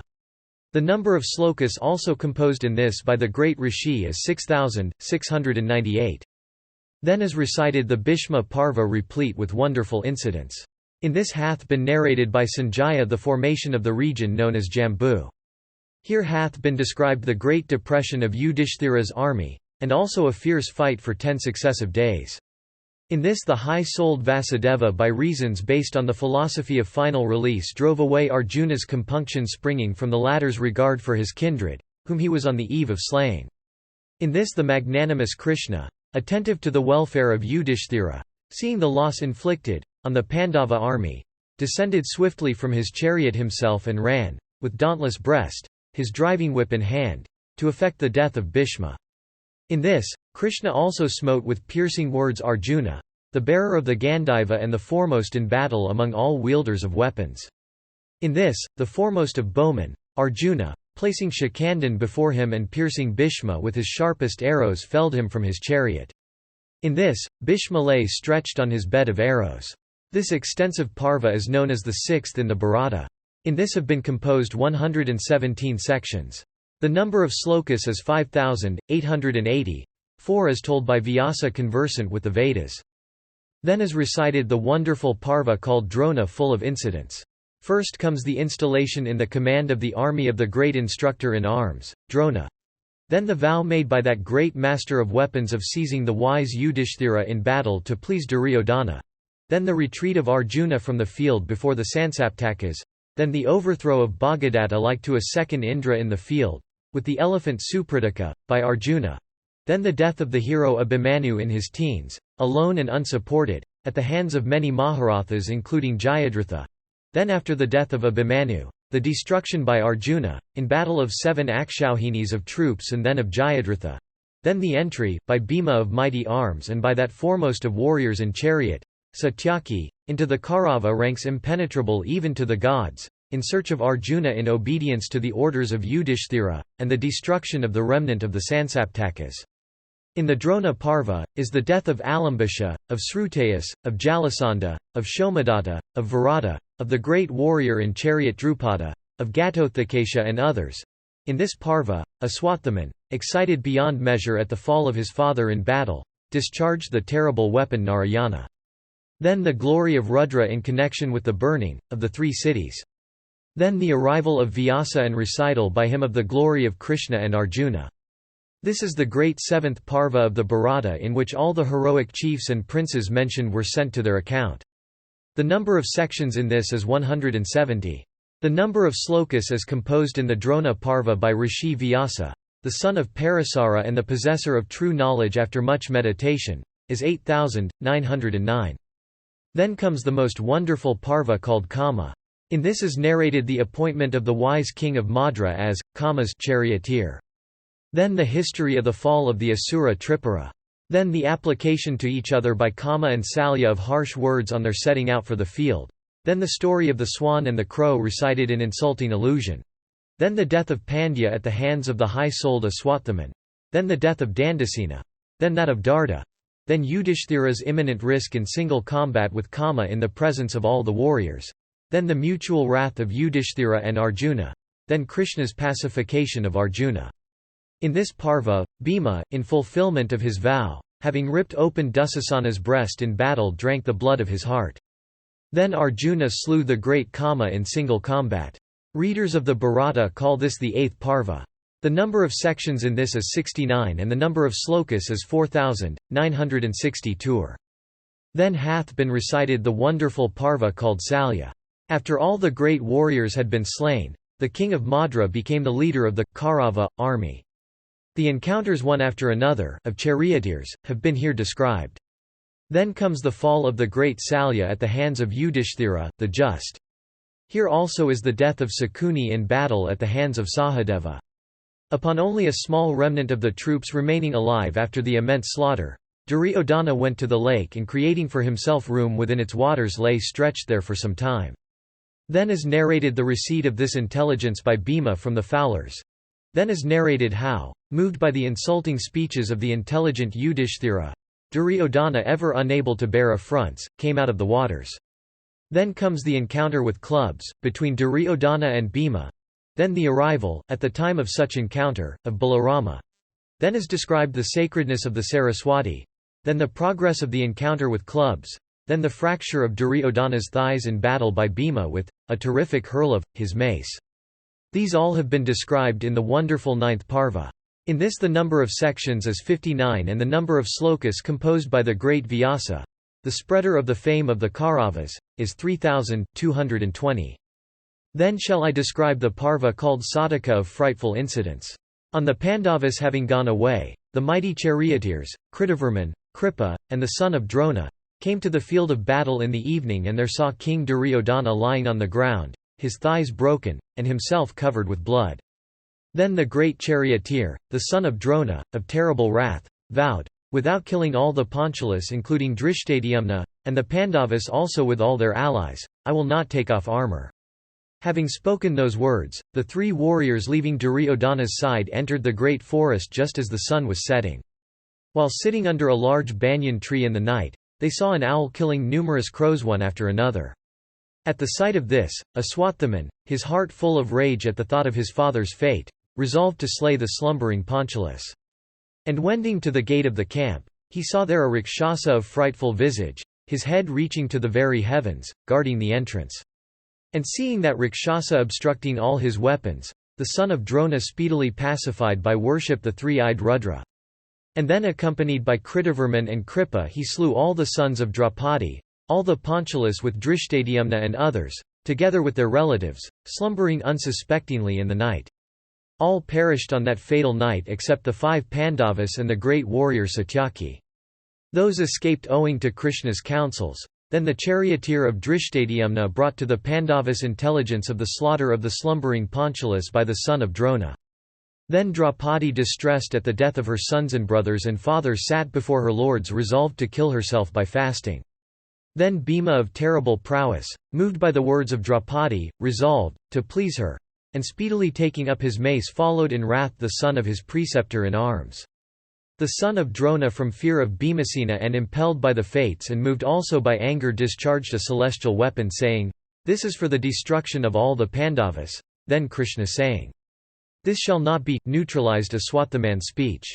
Then Arjuna neutralized that weapon by one of his own. Seeing the wicked Aswathaman's destructive intentions, Dwaipayana and Krishna pronounced curses on him which the latter returned. Pandava then deprived the mighty warrior and chariot Aswathaman, of the jewel on his head, and became exceedingly glad, and, boastful of their success, made a present of it to the sorrowing Draupadi. Thus the 10th parva called Sataka is recited. The great Vyasa hath composed this in 18 sections. The number of slokas also composed, in this, by the great reciter of sacred truths is 870. In this parva has been put together by the great rishi the 2 parvas called Sataka and Aishika. After this hath been recited the highly pathetic parva called Stri, Dhritarashtra of prophetic eye. Afflicted at the death of his children, and moved by enmity towards Bhima, broke into pieces a statue of hard iron deftly placed before him by Krishna, as substitute of Bhima. Then Vidura, removing the distressed Dhritarashtra's affection for worldly things by reasons pointing to final release, consoled that wise monarch. Then hath been described the wending of the distressed Dhritarashtra accompanied by the ladies of his house to the field of battle of the Kauravas. Here follow the pathetic wailings of the wives of the slain heroes. Then the wrath of Gandhari and Dhritarashtra and their loss of consciousness. Then the Kshatriya ladies saw those heroes, their unreturning sons, brothers and fathers, lying dead on the field. Then the pacification by Krishna of the wrath of Gandhari distressed at the death of her sons and grandsons. Then the cremation of the bodies of the deceased Rajas with due rites by that monarch, Yudhishthira, of great wisdom and the foremost also of all virtuous men. Then upon the presentation of water of the manes of the deceased princes having commenced, the story of Kunti's acknowledgement of Kama as her son born in secret. Those have all been described by the great Rishi Vyasa in the highly pathetic 11th Parva. Its perusal moveth every feeling heart with sorrow and even draweth tears from the eyes. The number of sections composed is 27. The number of slokas is 775. 12th in number cometh the Santi Parva, which increaseth the understanding and in which is related the despondency of Yudhishthira on his having slain his fathers, brothers, sons, maternal uncles and matrimonial relations. In this Parva is described how from his bed of arrows Bhishma expounded various systems of duties worth the study of kings desirous of knowledge. This Parva expounded the duties relative to emergencies, with full indications of time and reasons. By understanding these, a person attaineth to consummate knowledge. The mysteries also of final emancipation have been expatiated upon. This is the 12th Parva, the favorite of the wise. It consists of 339 sections, and contains 14,732 slokas. Next in order is the excellent Anusasana Parva. In it is described how Yudhishthira, the king of the Kurus, was reconciled to himself on hearing the exposition of duties by Bhishma, the son of Bhagirathi. This Parva treats of rules in detail and of dharma and artha. Then the mles of charity and its merits. Then the qualifications of danis, and the supreme ride regarding gifts. This Parva also describes the ceremonials of individual duty, the rules of conduct and the matchless merit of truth. This Parva showeth the great merit of brahmanas and kine, and unravelleth the mysteries of duties in relation to time and place. These are embodied in the excellent Parva called Anusasana of varied incidents. In this hath been described the ascension of Bhishma to heaven. This is the 13th Parva which hath laid down accurately the various duties of men. The number of sections in this is 146. The number of slokas is 8,000. Then comes the 14th Parva Aswamedika. In this is the excellent story of Samvarta and Maruta. Then is described the discovery, by the Pandavas, of golden treasuries. And then the birth of Parikshit, who was revived by Krishna after having been burned by the celestial weapon of Aswathaman. The battles of Arjuna the son of Pandu, while following the sacrificial horse let loose, with various princes who in wrath seized it. Then is shown the great risk of Arjuna in his encounter with Vabruvahana the son of Chitrangada, by Arjuna, the appointed daughter of the chief of Manipura. Then the story of the mongoose during the performance of the horse sacrifice. This is the most wonderful Parva called Aswamedika. The number of sections is 103. The number of slokas composed, in this, by Vyasa of true knowledge is 3,320. Then comes the 15th Parva called Asramvasika. In this, Dhritarashtra, abdicating the kingdom, and accompanied by Gandhari and Vidura went to the woods. Seeing this, the virtuous Pritha also, ever engaged in cherishing her superiors, leaving the court of her sons, followed the old couple. In this is described the wonderful meeting through the kindness of Vyasa of the king, Dhritarashtra, with the spirits of his slain children, grandchildren, and other princes, returned from the other world. Then the monarch, abandoning his sorrows, acquired with his wife the highest fruit of his meritorious actions. In this Parva, Vidura, after having leaned on virtue all his life, attaineth to the most meritorious state. The learned son of Gavalgana, Sanjaya, also of passions under full control, and the foremost of ministers, attained, in the Parva, to the blessed state. In this, Yudhishthira the just met Narada and heard from him about the extinction of the race of Vrishnis. This is the very wonderful Parva called Asramvasika. The number of sections in this is 42, and the number of slokas composed by Vyasa cognizant of truth is 1506. After this, comes the mashallah of painful incidents. In this, those lion-hearted heroes, of the race of Vrishni, with the scars of many a field on their bodies, oppressed with the curse of a brahmana, while deprived of reason from drink, impelled by the fates, slew each other on the shores of the salt sea with the erica grass which, in their hands, became invested with the fatal attributes of the thunder. In this, both Balarama and Kesava, Krishna, after causing the extermination of their race, their hour having come, themselves did not rise superior to the sway of all-destroying time. In this, Arjuna the foremost among men, going to Dwaravati, Dwaraka, and seeing the city destitute of the Vrishnis was much affected and became exceedingly sorry. Then after the funeral of his maternal uncle Vasudeva the foremost among the Yadus, Vrishnis, he saw the heroes of the Yadu race lying stretched in death on the spot where they had been drinking. He then caused the cremation of the bodies of the illustrious Krishna and Balarama and of the principal members of the Vrishni race. Then as he was journeying from Dwaraka with the women and children, the old and the decrepit, the remnants of the Yadu race, he was met on the way by a heavy calamity. He witnessed also the disgrace of his bow Gandiva and the unpropitiousness of his celestial weapons.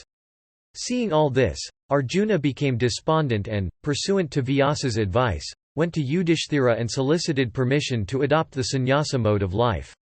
This is the 16th parva called Mashala. The number of sections is 8 and the number of slokas composed by Vyasa cognizant of truth is 320.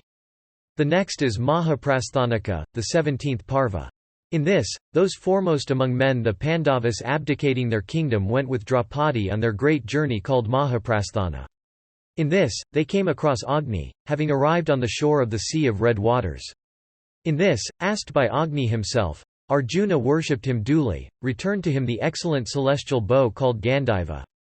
In this, leaving his brothers who dropped one after another and Draupadi also, Yudhishthira went on his journey without once looking back on them.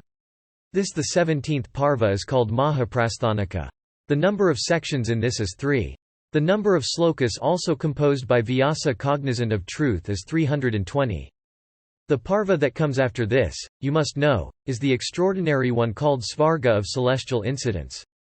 Then seeing the celestial car come to take him, Yudhishthira moved by kindness towards the dog that accompanied him, refused to ascend it without his companion. Observing the illustrious Yudhishthira's steady adherence to virtue, Dharma, the god of justice, abandoning his canine form showed himself to the king. Then Yudhishthira ascending to heaven felt much pain. The celestial messenger showed him hell by an act of deception. Then Yudhishthira, the soul of justice, heard the heart-rending lamentations of his brothers abiding in that region under the discipline of Yama. Then Dharma and Indra showed Yudhishthira the region appointed for sinners. Then Yudhishthira, after leaving the human body by a plunge in the celestial Ganges, attained to that region which his acts merited, and began to live in joy respected by Indra and all other gods. This is the 18th parva as narrated by the illustrious Vyasa. The number of slokas composed, O ascetics, by the great Rishi in this is 209. The above are the contents of the 18 parvas. In the appendix, Kita, are the Harivansa and the Vivishya. The number of slokas contained in the Harivansa is 12,000. These are the contents of the section called Parva Sangraha. Sauti continued, 18 Akshauhinis of troops came together for battle. The encounter that ensued was terrible and lasted for 18 days. He who knows the 4 Vedas with all the Angas and Upanishads, but does not know this history, Bharata, cannot be regarded as wise. Vyasa of immeasurable intelligence, has spoken of the Mahabharata as a treatise on Artha, on Dharma, and on Kama. Those who have listened to his history can never bear to listen to others, as, indeed, they who have listened to the sweet voice of the male kokila can never hear the dissonance of the crow's cawing. As the formation of the 3 worlds proceedeth from the 5 elements, so do the inspirations of all poets proceed from this excellent composition. O ye Brahman, as the 4 kinds of creatures, viviparous, oviparous, born of hot moisture and vegetables, are dependent on space for their existence, so the Puranas depend upon this history. As all the senses depend for their exercise upon the various modifications of the mind, so do all acts, ceremonials, and moral qualities depend upon this treatise. There is not a story current in the world but doth depend on this history, even as body upon the food it taketh. All poets cherish the Bharata even as servants desirous of preferment always attend upon masters of good lineage. Even as the blessed domestic asrama can never be surpassed by the three other asramas, modes of life, so no poets can surpass this poem. Ye ascetics, shake off all inaction. Let your hearts be fixed on virtue, for virtue is the one only friend of him that has gone to the other world. Even the most intelligent by cherishing wealth and wives can never make these their own, nor are these possessions lasting. The Bharata uttered by the lips of Dwaipayana is without a parallel, it is virtue itself and sacred. It destroyeth sin and produceth good. He that listeneth to it while it is being recited hath no need of a bath in the sacred waters of Pushkara. A Brahmana, whatever sins he may commit during the day through his senses, is freed from them all by reading the Bharata in the evening. Whatever sins he may commit also in the night by deeds, words, or mind, he is freed from them all by reading Bharata in the first twilight, morning. He that giveth 100 kine with horns mounted with gold to a Brahmana well posted up in the Vedas and all branches of learning, and he that daily listeneth to the sacred narrations of the Bharata, acquireth equal merit. As the wide ocean is easily passable by men having ships, so is this extensive history of great excellence and deep import with the help of this chapter called Parva Sangraha.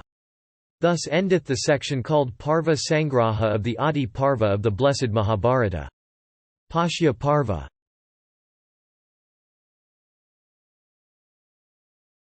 Adiparva Section 3. Sauti said, Janamejaya, the son of Parikshit, was, with his brothers, attending his long sacrifice on the plains of Kurukshetra. His brothers were three, Srutasena, Ugrasena, and Bhimasena. And as they were sitting at the sacrifice, there arrived at the spot an offspring of Sarama, the celestial bitch. And belaboured by the brothers of Janamejaya, he ran away to his mother, crying in pain. And his mother seeing him crying exceedingly asked him, Why criest thou so? Who hath beaten thee? And being thus questioned, he said unto his mother, I have been belaboured by the brothers of Janamejaya. And his mother replied, Thou hast committed some fault for which hast thou been beaten. He answered, I have not committed any fault. I have not touched the sacrificial butter with my tongue, nor have I even cast a look upon it. His mother Sarama hearing this and much distressed at the affliction of her son went to the place where Janamejaya with his brothers was at his long extending sacrifice. And she addressed Janamejaya in anger, saying, This my son hath committed no fault. He hath not looked upon your sacrificial butter, nor hath he touched it with his tongue. Wherefore hath he been beaten? They said not a word in reply. Whereupon she said, As ye have beaten my son who hath committed no fault, therefore shall evil come upon ye, when ye least expect it. Janamejaya, thus addressed by the celestial bitch, Sarama, became exceedingly alarmed and dejected. And after the sacrifice was concluded returned to Hastinapura, and began to take great pains in searching for a Purohita who could by procuring absolution for his sin, neutralize the effect of the curse. One day Janamejaya, the son of Parikshit, while a-hunting, observed in a particular part of his dominions a hermitage where dwelt a certain rishi of fame, Srutasrava. He had a son named Somasrava deeply engaged in ascetic devotions. Being desirous of appointing that son of the rishi as his Purohita, Janamejaya, the son of Parikshit, saluted the rishi and addressed him, saying, O possessor of the 6 attributes, let this thy son be my Purohita. The rishi thus addressed, answered Janamejaya, O Janamejaya, this my son, deep in ascetic devotions, accomplished in the study of the Vedas, and endued with the full force of my asceticism, is born of, the womb of, a she-snake that had drunk my vital fluid. He is able to absolve thee from all offences save those committed against Mahadeva. But he hath one particular habit, viz. He would grant to any Brahmana whatever might be begged of him. If thou canst put up with it, then thou take him. Janamejaya thus addressed replied to the rishi, It shall be even so. And accepting him for his Purohita, he returned to his capital. And he then addressed his brothers saying, This is the person I have chosen for my spiritual master. Whatsoever he may say must be complied with by you without examination. And his brothers did as they were directed. And giving these directions to his brothers, the king marched towards Takshashila and brought that country under his authority. About this time there was a rishi, Ayodha Dhammawa by name. And Ayodha Dhammawa had 3 disciples, Upamanyu, Aruni, and Veda. And the rishi bade one of these disciples, Aruni of Panchala, to go and stop up a breach in the watercourse of a certain field. And Aruni of Panchala, thus ordered by his preceptor, repaired to the spot. And having gone there he saw that he could not stop up the breach in the watercourse by ordinary means. And he was distressed because he could not do his preceptor's bidding. But at length he saw a way and said, "Well, I will do it in this way." He then went down into the breach and lay down himself there. And the water was thus confined. And some time after, the preceptor Iota Dhammawa asked his other disciples where Aruni of Panchala was. And they answered, "Sir, he hath been sent by yourself saying, 'Go, stop up the breach in the watercourse of the field.'" Thus reminded, Dhammawa, addressing his pupils, said, "Then let us all go to the place where he is." And having arrived there, he shouted, "Ho Aruni of Panchala! Where art thou? Come hither, my child." And Aruni, hearing the voice of his preceptor, speedily came out of the watercourse and stood before his preceptor. And addressing the latter, Aruni said, "Here I am in the breach of the water not course. Not having been able to devise any other means, I entered myself for the purpose of preventing the water running out. It is only upon hearing thy voice that, having left it and allowed the waters to escape, I have stood before thee. I salute thee, Master. Tell me what I have to do." The preceptor, thus addressed, replied, "Because in getting up from the ditch thou hast opened the watercourse, thenceforth shalt thou be called Uddalaka as a mark of thy preceptor's favor. And because my words have been obeyed by thee, thou shalt obtain good fortune. And all the Vedas shall shine in thee and all the Dharmasastras also." And Aruni, thus addressed by his preceptor, went to the country after his heart. The name of another of Iota Dhamma's disciples was Upamanyu. And Dhammawa appointed him saying, "Go, my child, Upamanyu, look after the kine." And according to his preceptor's orders, he went to tend the kine. And having watched them all day, he returned in the evening to his preceptor's house, and standing before him he saluted him respectfully. And his preceptor, seeing him in good condition of body, asked him, "Upamanyu, my child, upon what dost thou support thyself? Thou art exceedingly plump." And he answered, "Sir, I support myself by begging." And his preceptor said, "What is obtained in alms should not be used by thee without offering it to me." And Upamanyu, thus told, went away. And having obtained alms, he offered the same to his preceptor. And his preceptor took from him even the whole. And Upamanyu, thus treated, went to attend the cattle. And having watched them all day, he returned in the evening to his preceptor's abode. And he stood before his preceptor and saluted him with respect. And his preceptor, perceiving that he still continued to be of good condition of body, said unto him, "Upamanyu, my child, I take from thee even the whole of what thou obtainest in alms, without leaving anything for thee. How then dost thou, at present, contrive to support thyself?" And Upamanyu said unto his preceptor, "Sir, having made over to you all that I obtain in alms, I go a-begging a second time for supporting myself." And his preceptor then replied, "This is not the way in which thou shouldst obey the preceptor. By this thou art diminishing the support of others that live by begging. Truly, having supported thyself so, thou hast proved thyself covetous." And Upamanyu, having signified his assent to all that his preceptor said, went away to attend the cattle. And having watched them all day, he returned to his preceptor's house. And he stood before his preceptor and saluted him respectfully. And his preceptor, observing that he was still fat, said again unto him, "Upamanyu, my child, I take from thee all thou obtainest in alms, and thou dost not go a-begging a second time, and yet art thou in healthy condition. How dost thou support thyself?" And Upamanyu, thus questioned, answered, "Sir, I now live upon the milk of these cows." And his preceptor thereupon told him, "It is not lawful for thee to appropriate the milk without having first obtained my consent." And Upamanyu, having assented to the justice of these observations, went away to tend the kine. And when he returned to his preceptor's abode, he stood before him and saluted him as usual. And his preceptor, seeing that he was still fat, said, "Upamanyu, my child, thou eatest no longer of alms, nor dost thou go a-begging a second time, not even drinkest of the milk, yet art thou fat. By what means dost thou contrive to live now?" And Upamanyu replied, "Sir, I now sip the froth that these calves throw out, while sucking their mother's teats." And the preceptor said, "These generous calves, I suppose, out of compassion for thee, throw out large quantities of froth. Wouldst thou stand in the way of their full meals by acting as thou hast done? Know that it is unlawful for thee to drink the froth. And Upamanyu, having signified his assent to this, went as before to tend the cows. And restrained by his preceptor, he feedeth not on alms, nor hath he anything else to eat, he drinketh not of the milk, nor tasteth he of the froth. And Upamanyu, one day, oppressed by hunger, when in a forest, ate of the leaves of the arka, Asclepias gigantea. And his eyes being affected by the pungent, acrimonious, crude, and saline properties of the leaves which he had eaten, he became blind. And as he was crawling about, he fell into a pit. And upon his not returning that day when the sun was sinking down behind the summit of the western mountains, the preceptor observed to his disciples that Upamanyu was not yet come. And they told him that he had gone out with the cattle. The preceptor then said, Upamanyu being restrained by me from the use of everything, is, of course, and therefore, doth not come home until it be late. Let us then go in search of him.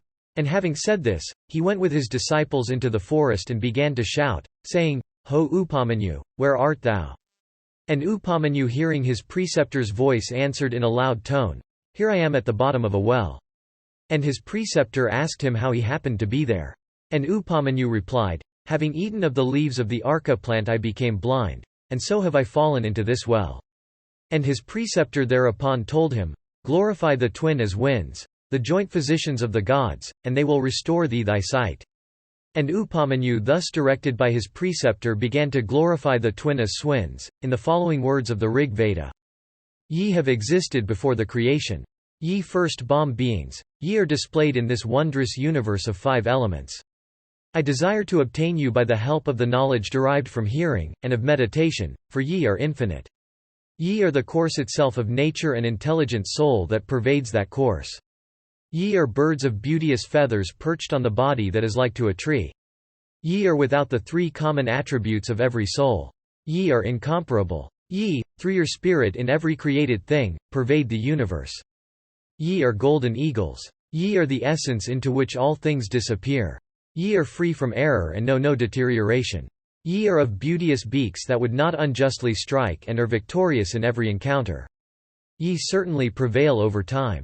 Having created the sun, ye weave the wondrous cloth of the year by means of the white thread of the day and the black thread of the night. And with the cloth so woven, ye have established 2 courses of action appertaining respectively to the devas and the pitris. The bird of life seized by time which represents the strength of the infinite soul, ye set free for delivering her unto great happiness. They that are in deep ignorance, as long as they are under delusions of their senses, suppose you, who are independent of the attributes of matter, to be gifted with form. 360 cows represented by 360 days produce 1 calf between them, which is the year. That calf is the creator and destroyer of all. Seekers of truth following different routes, draw the milk of true knowledge with its help.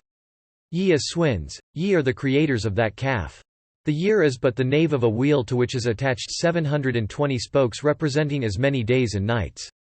The circumference of this wheel represented by 12 months is without end. This wheel is full of delusions and knows no deterioration. It affects all creatures whether to this or of the other worlds. Ye as swins, this wheel of time is set in motion by you. The wheel of time as represented by the year has a nave represented by the 6 seasons. The number of spokes attached to that nave is 12 as represented by the 12 signs of the zodiac. This wheel of time manifests the fruits of the acts of all things. The presiding deities of time abide in that wheel. Subject as I am to its distressful influence, ye as swins, liberate me from that wheel of time. Ye as swins, ye are this universe of 5 elements. Ye are the objects that are enjoyed in this and in the other world. Make me independent of the 5 elements. And though ye are the supreme Brahma, yet ye move over the earth in forms enjoying the delights that the senses afford. In the beginning, ye created the 10 points of the universe. Then have ye placed the sun and the sky above. The rishis, according to the course of the same sun, perform their sacrifices, and the gods and men, according to what hath been appointed for them, perform their sacrifices also enjoying the fruits of those acts.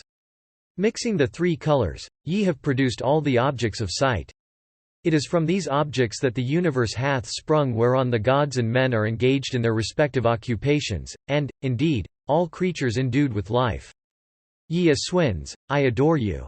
I also adore the sky which is your handiwork. Ye are the ordainers of the fruits of all acts from which even the gods are not free. Ye are yourselves free from the fruits of your acts. Ye are the parents of all. As males and females it is ye that swallow the food which subsequently develops into the life-creating fluid and blood. The new-born infant sucks the teat of its mother. Indeed it is ye that take the shape of the infant. Ye Aswins, grant me my sight to protect my life." The twin Aswins, thus invoked, appeared and said, "We are satisfied. Here is a cake for thee. Take and eat it." And Upamanyu, thus addressed, replied, "Your words, O Aswins, have never proved untrue. But without first offering this cake to my preceptor I dare not take it." And the Aswins thereupon told him, "Formerly, thy preceptor had invoked us. We thereupon gave him a cake like this, and he took it without offering it to his master. Do thou do that which thy preceptor did." Thus addressed, Upamanyu again said unto them, "O Aswins, I crave your pardon. Without offering it to my preceptor I dare not apply this cake." The Aswins then said, "Oh, we are pleased with this devotion of thine to thy preceptor. Thy master's teeth are of black iron. Thine shall be of gold. Thou shall be restored to sight and shall have good fortune." Thus spoken to by the Aswins he recovered his sight, and having gone to his preceptor's presence he saluted him and told him all. And his preceptor was well pleased with him and said unto him, "Thou shalt obtain prosperity even as the Aswins have said. All the Vedas shall shine in thee and all the Dharma Sastras." And this was the trial of Upamanyu. Then Veda, the other disciple of Ayodhya Dhammawa, was called.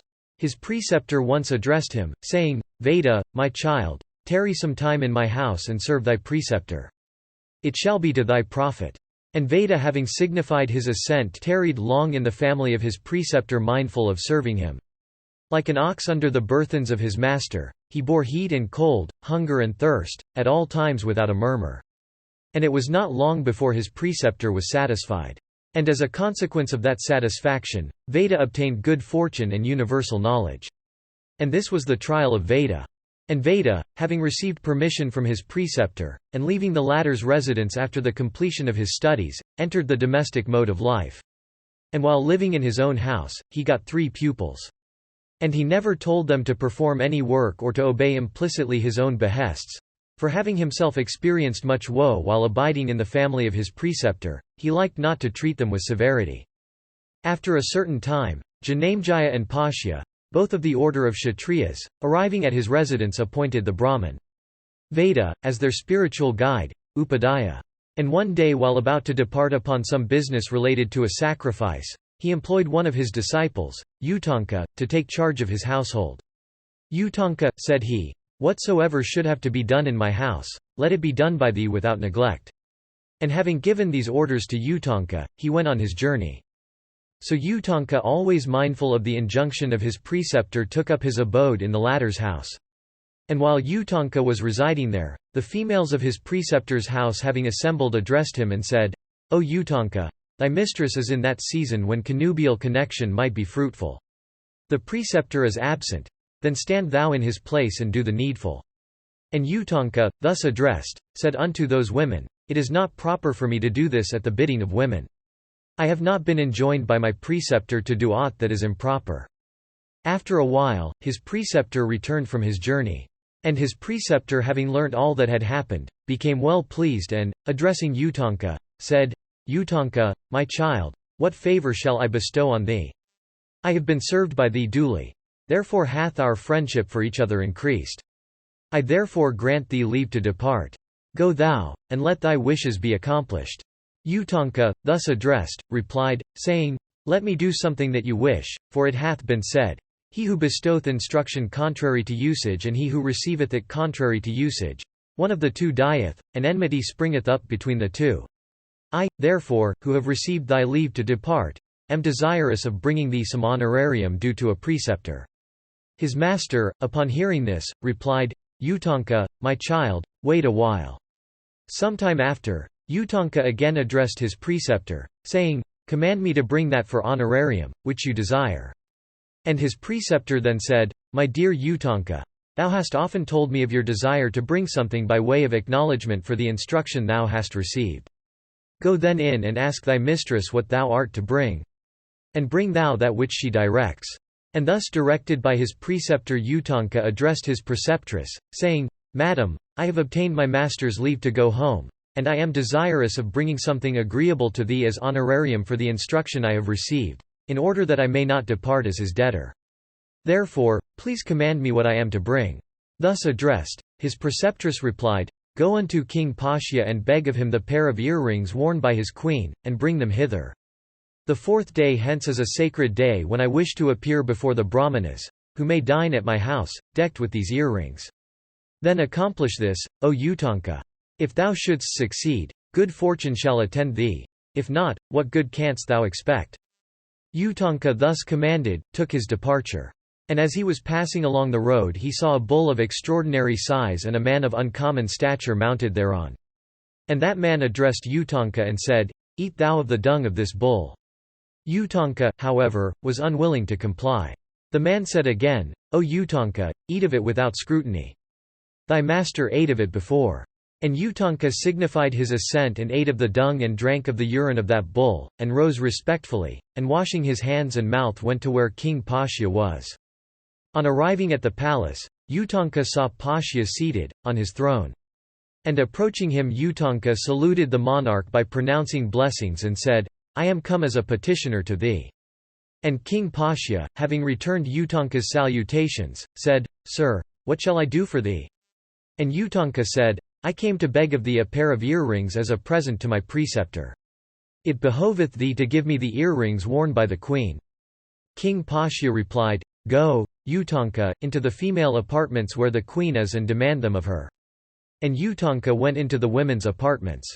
But as he could not discover the queen, he again addressed the king, saying, "It is not proper that I should be treated by thee with deceit. Thy queen is not in the private apartments, for I could not find her."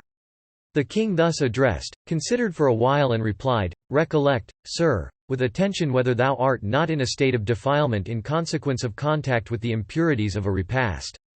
My queen is a chaste wife and cannot be seen by anyone who is impure owing to contact with the leavings of a repast.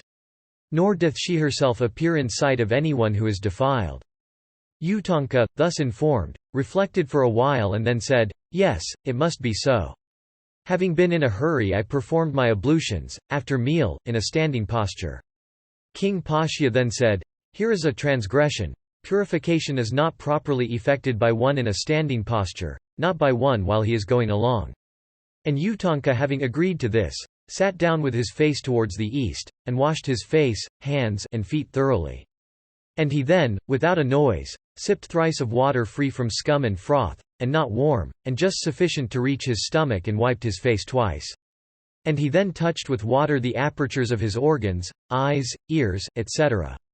And having done all this, he once more entered the apartments of the women. And this time he saw the queen. And as the queen perceived him, she saluted him respectfully and said, "Welcome, sir, command me what I have to do." And Utanka said unto her, "It behoveth thee to give me those earrings of thine. I beg them as a present for my preceptor." And the queen, having been highly pleased with Utanka's conduct and, considering that Utanka as an object of charity could not be passed over, took off her earrings and gave them to him. And she said, "These earrings are very much sought after by Takshaka, the king of the serpents. Therefore shouldst thou carry them with the greatest care." And Utanka, being told this, said unto the queen, "Lady, be under no apprehension. Takshaka, chief of the serpents, is not able to overtake me."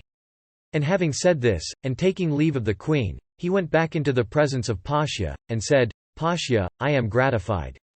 Then Pasha said to Utanka, "A fit object of charity can only be had at long intervals.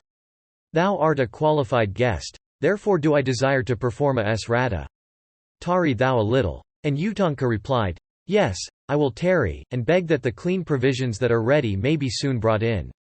And the king, having signified his assent, entertained Utanka duly. And Utanka, seeing that the food placed before him had hair in it, and also that it was cold, thought it unclean. And he said unto Pasha, "Thou givest me food that is unclean, therefore shalt thou lose thy sight." And Pasha in answer said, "And because dost thou impute uncleanliness to food that is clean, therefore shalt thou be without issue." And Utanka thereupon rejoined, "It behoveth thee not, after having offered me unclean food, to curse me in return. Satisfy thyself by ocular proof." And Pasha, seeing the food alleged to be unclean, satisfied himself of its uncleanliness. And Pasya, having ascertained that the food was truly unclean, being cold and mixed with hair, prepared as it was by a woman with unbraided hair, began to pacify the rishi Utanka, saying, "Sir, the food placed before thee is cold, and doth contain hair, having been prepared without sufficient care. Therefore I pray thee pardon me. Let me not become blind." And Utanka answered, "What I say must come to pass. Having become blind, thou mayest, however, recover the sight before long. Grant that thy curse also doth not take effect on me." And Pasya said unto him, "I am unable to revoke my curse. For my wrath even now hath not been appeased. But thou knowest not this. For a Brahmana's heart is soft as new churned butter, even though his words bear a sharp-edged razor. It is otherwise in respect of these with the Kshatriya. His words are soft as new churned butter, but his heart is like a sharp-edged tool. Such being the case, I am unable, because of the hardness of my heart, to neutralize my curse. Then go thou thy own way." To this Utanka made answer, "I showed thee the uncleanliness of the food offered to me, and I was even now pacified by thee. Besides, sightest thou at first that because I imputed uncleanliness to food that was clean I should be without issue. But the food truly unclean, thy curse cannot affect me. Of this I am sure." And Utanka having said this departed with the earrings. On the road Utanka perceived coming towards him a naked idle beggar, sometimes coming in view and sometimes disappearing. And Utanka put the earrings on the ground and went for water. In the meantime the beggar came quickly to the spot and taking up the earrings ran away. And Utanka having completed his ablutions in water and purified himself and having also reverently bowed down to the gods and his spiritual masters pursued the thief with the utmost speed. And having with great difficulty overtaken him, he seized him by force. But at that instant the person seized, quitting the form of a beggar and assuming his real form, viz. that of Takshaka, speedily entered a large hole open in the ground. And having got in, Takshaka proceeded to his own abode, the region of the serpents. Now, Utanka, recollecting the words of the queen, pursued the serpent, and began to dig open the hole with a stick but was unable to make much progress. And Indra beholding his distress sent his thunderbolt, Vajra, to his assistance. Then the thunderbolt entering that stick enlarged that hole. And Utanka began to enter the hole after the thunderbolt. And having entered it, he beheld the region of the serpents infinite in extent, filled with hundreds of palaces and elegant mansions with turrets and domes and gate-not ways, abounding with wonderful places for various games and entertainments. And Utanka then glorified the serpents by the following slokas. Ye serpents, subjects of King Airavata, splendid in battle and showering weapons in the field like lightning-charged clouds driven by the winds. Handsome and of various forms and decked with many-colored earrings, ye children of Airavata. Ye shine like the sun in the firmament. On the northern banks of the Ganges are many habitations of serpents. There I constantly adore the great serpents. Who except Airavata would desire to move in the burning rays of the sun? When Dhritarashtra, Airavata's brother, goes out, 28,008 serpents follow him as his attendants. Ye who move near him and ye who stay at a distance from him, I adore all of you that have Airavata for your elder brother. I adore thee also, to obtain the earrings, O Takshaka, who formerly dwelt in Kurukshetra and the forest of Khandava. Takshaka and Aswasena, ye are constant companions who dwell in Kurukshetra on the banks of the Ikshamati. I also adore the illustrious Srutasena, the younger brother of Takshaka, who resided at the holy place called Mahadyumna with a view to obtaining the chiefship of the serpents. The Brahmana Rishi Utanka having saluted the chief serpents in this manner, obtained not, however, the earrings. And he thereupon became very thoughtful. And when he saw that he obtained not the earrings even though he had adored the serpents, he then looked about him and beheld two women at a loom weaving a piece of cloth with a fine shuttle, and in the loom were black and white threads. And he likewise saw a wheel, with 12 spokes, turned by 6 boys. And he also saw a man with a handsome horse. And he began to address them the following mantras. This wheel whose circumference is marked by 24 divisions representing as many lunar changes is furnished with 300 spokes. It is set in continual motion by 6 boys, the seasons. These damsels representing universal nature are weaving without intermission a cloth with threads black and white, and thereby ushering into existence the manifold worlds and the beings that inhabit them. Thou wielder of the thunder, the protector of the universe, the slayer of Vritra and Namuchi, thou illustrious one who wearest the black cloth and displayest truth and untruth in the universe, thou who ownest for thy carrier the horse which was received from the depths of the ocean, and which is but another form of Agni, the god of fire, I bow to thee, thou supreme Lord, thou Lord of the three worlds, O Purandara." Then the man with the horse said unto Utanka, "I am gratified by this thy adoration. What good shall I do to thee?" And Utanka replied, "Even let the serpents be brought under my control." Then the man rejoined, "Blow into this horse." And Utanka blew into that horse.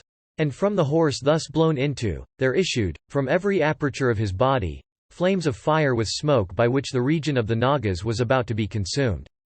And Takshaka, surprised beyond measure and terrified by the heat of the fire, hastily came out of his abode taking the earrings with him, and said unto Utanka, "Pray, sir, take back the earrings." And Utanka took them back. But Utanka, having recovered his earrings, thought, "Oh, this is that sacred day of my preceptress. I am at a distance. How can I, therefore, show my regard for her?" And when Utanka was anxious about this, the man addressed him and said, "Ride this horse, Utanka, and he will in a moment carry thee to thy master's abode." And Utanka, having signified his assent, mounted the horse and presently reached his preceptor's house. And his preceptress that morning after having bathed was dressing her hair sitting, thinking of uttering a curse on Utanka if he should not return within time. But, in the meantime, Utanka entered his preceptor's abode and paid his respects to his preceptress and presented her the earrings. "Utanka," said she, "thou hast arrived at the proper time at the proper place. Welcome, my child. Thou art innocent and therefore I do not curse thee. Good fortune is even before thee. Let thy wishes be crowned with success." Then Utanka waited on his preceptor. And his preceptor said, "Thou art welcome. What hath occasioned thy long absence?" And Utanka replied to his preceptor, "Sir, in the execution of this my business obstruction was offered by Takshaka, the king of serpents. Therefore I had to go to the region of the Nagas. There I saw two damsels sitting at a loom, weaving a fabric with black and white threads. Pray, what is that? There likewise I beheld a wheel with 12 spokes ceaselessly turned by 6 boys. What too doth that import? Who is also the man that I saw? And what the horse of extraordinary size likewise beheld by me? And when I was on the road I also saw a bull with a man mounted thereon, by whom I was endearingly accosted thus, Utanka, eat of the dung of this bull, which was also eaten by thy master. So I ate of the dung of that bull according to his words. Who also is he? Therefore, enlightened by thee, I desire to hear all about them." And his preceptor thus addressed said unto him, "The 2 damsels thou hast seen are Datta and Vedata. The black and white threads denote night and day. The wheel of 12 spokes turned by the 6 boys signified the year comprising 6 seasons. The man is Paryanya, the deity of rain, and the horse is Agni, the god of fire. The bull that thou hast seen on the road is Airavata, the king of elephants. The man mounted thereon is Indra. And the dung of the bull which was eaten by thee was Amrita. It was certainly for this, last, that thou hast not met with death in the region of the Nagas. And Indra who is my friend having been mercifully inclined showed thee favour. It is for this that thou retumest safe, with the earrings about thee. Then, O thou amiable one, I give thee leave to depart. Thou shalt obtain good fortune." And Utanka, having obtained his master's leave, moved by anger and resolved to avenge himself on Takshaka, proceeded towards Hastinapura. That excellent Brahmana soon reached Hastinapura. And Utanka then waited upon King Janamejaya who had some time before returned victorious from Takshashila. And Utanka saw the victorious monarch surrounded on all sides by his ministers. And he pronounced benedictions on him in a proper form. And Utanka addressed the monarch at the proper moment in speech of correct accent and melodious sounds, saying, "O thou the best of monarchs! How is it that thou spendest thy time like a child when there is another matter that urgently demandeth thy attention?" Sauti said, "The monarch Janamejaya, thus addressed, saluting that excellent Brahmana replied unto him, In cherishing these my subjects I do discharge the duties of my noble tribe. Say, what is that business to be done by me and which hath brought thee hither?" The foremost of Brahmanas and distinguished beyond all for good deeds, thus addressed by the excellent monarch of large heart, replied unto him, O king! The business is thy own that demandeth thy attention, therefore do it, please. O thou king of kings! Thy father was deprived of life by Takshaka. Therefore do thou avenge thy father's death on that vile serpent. The time hath come, I think, for the act of vengeance ordained by the fates. Go then avenge the death of thy magnanimous father who, being bitten without cause by that vile serpent, was reduced to 5 elements even like a tree stricken by thunder. The wicked Takshaka, vilest of the serpent race, intoxicated with power committed an unnecessary act when he bit the king, that godlike father, the protector of the race of royal saints. Wicked in his deeds, he even caused Kasyapa, the prince of physicians, to run back when he was coming for the relief of thy father. It behoveth thee to burn the wicked wretch in the blazing fire of a snake sacrifice. O king! Give instant orders for the sacrifice. It is thus thou canst avenge the death of thy father. And a very great favour shall have also been shown to me. For by that malignant wretch, O virtuous prince, my business also was, on one occasion, obstructed, while proceeding on account of my preceptor. Sauti continued, the monarch, having heard these words, was enraged with Takshaka. By the speech of Utanka was inflamed the prince, even as the sacrificial fire with clarified butter. Moved by grief also, in the presence of Utanka, the prince asked his ministers the particulars of his father's journey to the regions of the blessed. And when he heard all about the circumstances of his father's death from the lips of Utanka, he was overcome with pain and sorrow. And thus endeth the section called Pashya of the Adiparva of the blessed Mahabharata. Paloma Parva. Adiparva Section 4. Ugrasrava Sauti, the son of Lomaharshana, versed in the Puranas, while present in the forest of Naimisha, at the 12-year sacrifice of Sanaka, surnamed Kulapati, stood before the rishis in attendance. Having studied Puranas with meticulous devotion and thus being thoroughly acquainted with them, he addressed them with joined hands thus, I have graphically described to you the history of Utanka, which is one of the causes of King Janamjaya's snake sacrifice. What, revered sirs, do ye wish to hear now? What shall I relate to you? The holy men replied, O son of Lomaharshana, we shall ask thee about what we are anxious to hear and thou wilt recount the tales one by one. Sanaka, our revered master, is at present attending the apartment of the holy fire.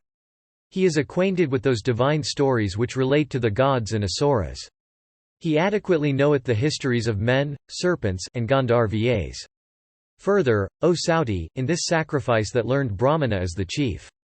He is able, faithful to his vows, wise, a master of the sastras and the Aranyaka, a speaker of truth, a lover of peace, a mortifier of the flesh, and an observer of the penances according to the authoritative decrees. He is respected by us all. It behoveth us therefore to wait for him. And when he is seated on his highly respected seat, thou wilt answer what that best of Dwyas shall ask of thee. Sauti said, Be it so. And when the high-souled master hath been seated I shall narrate, questioned by him, sacred stories on a variety of subjects. After a while that excellent Brahmana, Sanaka, having duly finished all his duties, and having propitiated the gods with prayers and the mains with oblations of water, came back to the place of sacrifice, where with Sauti seated before was the assembly of saints of rigid vows sitting at ease. And when Sanaka was seated in the midst of the Ritwiks and Satyas, who were also in their seats, he spake as followeth.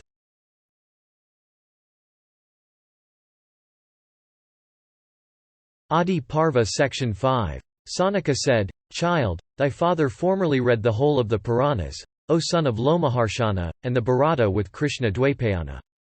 Hast thou also made them thy study?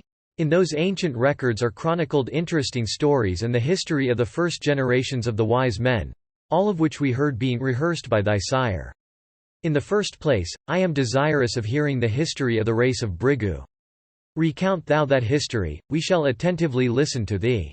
Sauti answered, By me hath been acquired all that was formerly studied by the high-souled Brahmanas including Vaisampayana and repeated by them. By me hath been acquired all that had been studied by my father. O descendant of the Bhrigu race! Attend then to so much as relateth to the exalted race of Bhrigu, revered by Indra and all the gods, by the tribes of rishis and Maruts, winds. O great Muni! I shall first properly recount the story of this family, as told in the Puranas. The great and blessed Saint Bhrigu, we are informed, was produced by the self-existing Brahma from the fire at the sacrifice of Varuna. And Bhrigu had a son, named Chayavana, whom he dearly loved. And to Chayavana was born a virtuous son called Pramati. And Pramati had a son named Rum by Gratachi, the celestial dancer. And to Ruru also by his wife Pramadvara, was born a son, whose name was Sanaka. He was, O Sanaka, thy great ancestor exceedingly virtuous in his ways. He was devoted to asceticism, of great reputation, proficient in law, and eminent among those having a knowledge of the Vedas. He was virtuous, truthful, and of well-regulated fare. Sanaka said, O son of Sudha, I ask thee why the illustrious son of Bhrigu was named Chayavana. Do tell me all. Sauti replied, Bhrigu had a wife named Puloma whom he dearly loved. She became big with child by Bhrigu. And one day while the virtuous continent Puloma was in that condition, Bhrigu, great among those that are tme to their religion, leaving her at home went out to perform his ablutions. It was then that the Rakshasa called Puloma came to Bhrigu's abode. And entering the Rishi's abode, the Rakshasa saw the wife of Bhrigu, irreproachable in everything. And seeing her he became filled with lust and lost his senses. The beautiful Puloma entertained the Rakshasa thus arrived, with roots and fruits of the forest. And the Rakshasa who burnt with desire upon seeing her, became very much delighted and resolved, O good sage, to carry her away who was so blameless in every respect. My design is accomplished, said the Rakshasa, and so seizing that beautiful matron he carried her away.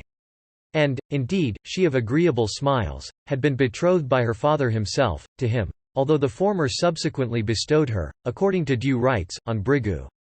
O thou of the Bhrigu race! This wound rankled deep in the Rakshasa's mind and he thought the present moment very opportune for carrying the lady away. And the Rakshasa saw the apartment in which the sacrificial fire was kept burning brightly. The Rakshasa then asked the flaming element, Tell me, O Agni, whose wife this woman rightfully is. Thou art the mouth of gods. Therefore thou art bound to answer my question. This lady of superior complexion had been first accepted by me as wife, but her father subsequently bestowed her on the false Bhrigu. Tell me truly if this fair one can be regarded as the wife of Bhrigu, for having found her alone, I have resolved to take her away by force from the hermitage. My heart burneth with rage when I reflect that Bhrigu hath got possession of this woman of slender waist, first betrothed to me. Sauti continued, In this manner the Rakshasa asked the flaming god of fire again and again whether the lady was Bhrigu's wife. And the god was afraid to return an answer. Thou, O god of fire, said he, residest constantly within every creature, as witness of her are his merits and demerits. O thou respected one, then answer my question truly. Has not Bhrigu appropriated her who was chosen by me as my wife? Thou shouldst declare truly whether, therefore, she is my wife by first choice.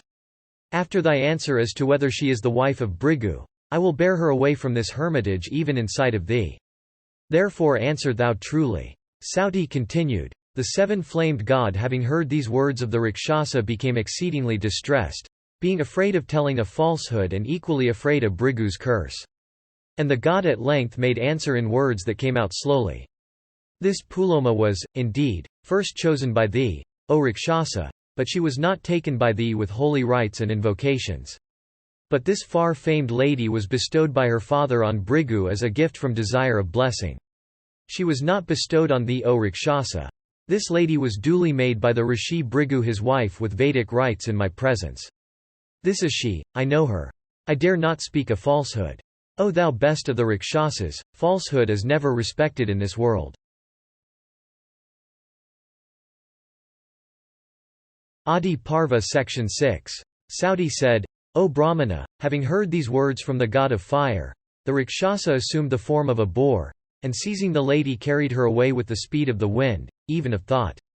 Then the child of Bhrigu lying in her body enraged at such violence, dropped from his mother's womb, for which he obtained the name of Chayavana. And the Rakshasa perceiving the infant drop from the mother's womb, shining like the sun, quitted his grasp of the woman, fell down and was instantly converted into ashes. And the beautiful Paloma, distracted with grief, O Brahmana of the Bhrigu race, took up her offspring Chayavana, the son of Bhrigu and walked away. And Brahma, the grandfather of all, himself saw her, the faultless wife of his son, weeping. And the grandfather of all comforted her who was attached to her son. And the drops of tears which rolled down her eyes formed a great river. And that river began to follow the footsteps of the wife of the great ascetic Bhrigu. And the grandfather of the world, seeing that river follow the path of his son's wife, gave it a name himself, and he called it Vadusara. And it passeth by the hermitage of Chayavana. And in this manner was Bam Chayavana of great ascetic power, the son of Bhrigu. And Bhrigu saw his child Chayavana and its beautiful mother. And the rishi in a rage asked her, By whom wast thou made known to that Rakshasa who resolved to carry thee away? O thou of agreeable smiles, the Rakshasa could not know thee as my wile. Therefore tell me who it was that told the Rakshasa so, in order that I may curse him through anger. And Paloma replied, O possessor of the 6 attributes, I was identified to the Rakshasa by Agni, the god of fire. And he, the Rakshasa, bore me away, who cried like the Karari, female osprey. And it was only by the ardent splendor of this thy son that I was rescued, for the Rakshasa, seeing this infant, let me go, and himself falling to the ground was turned into ashes. Sauti continued. Bhrigu, upon hearing this account from Paloma, became exceedingly enraged. And in excess of passion the rishi cursed Agni, saying, Thou shalt eat of all things.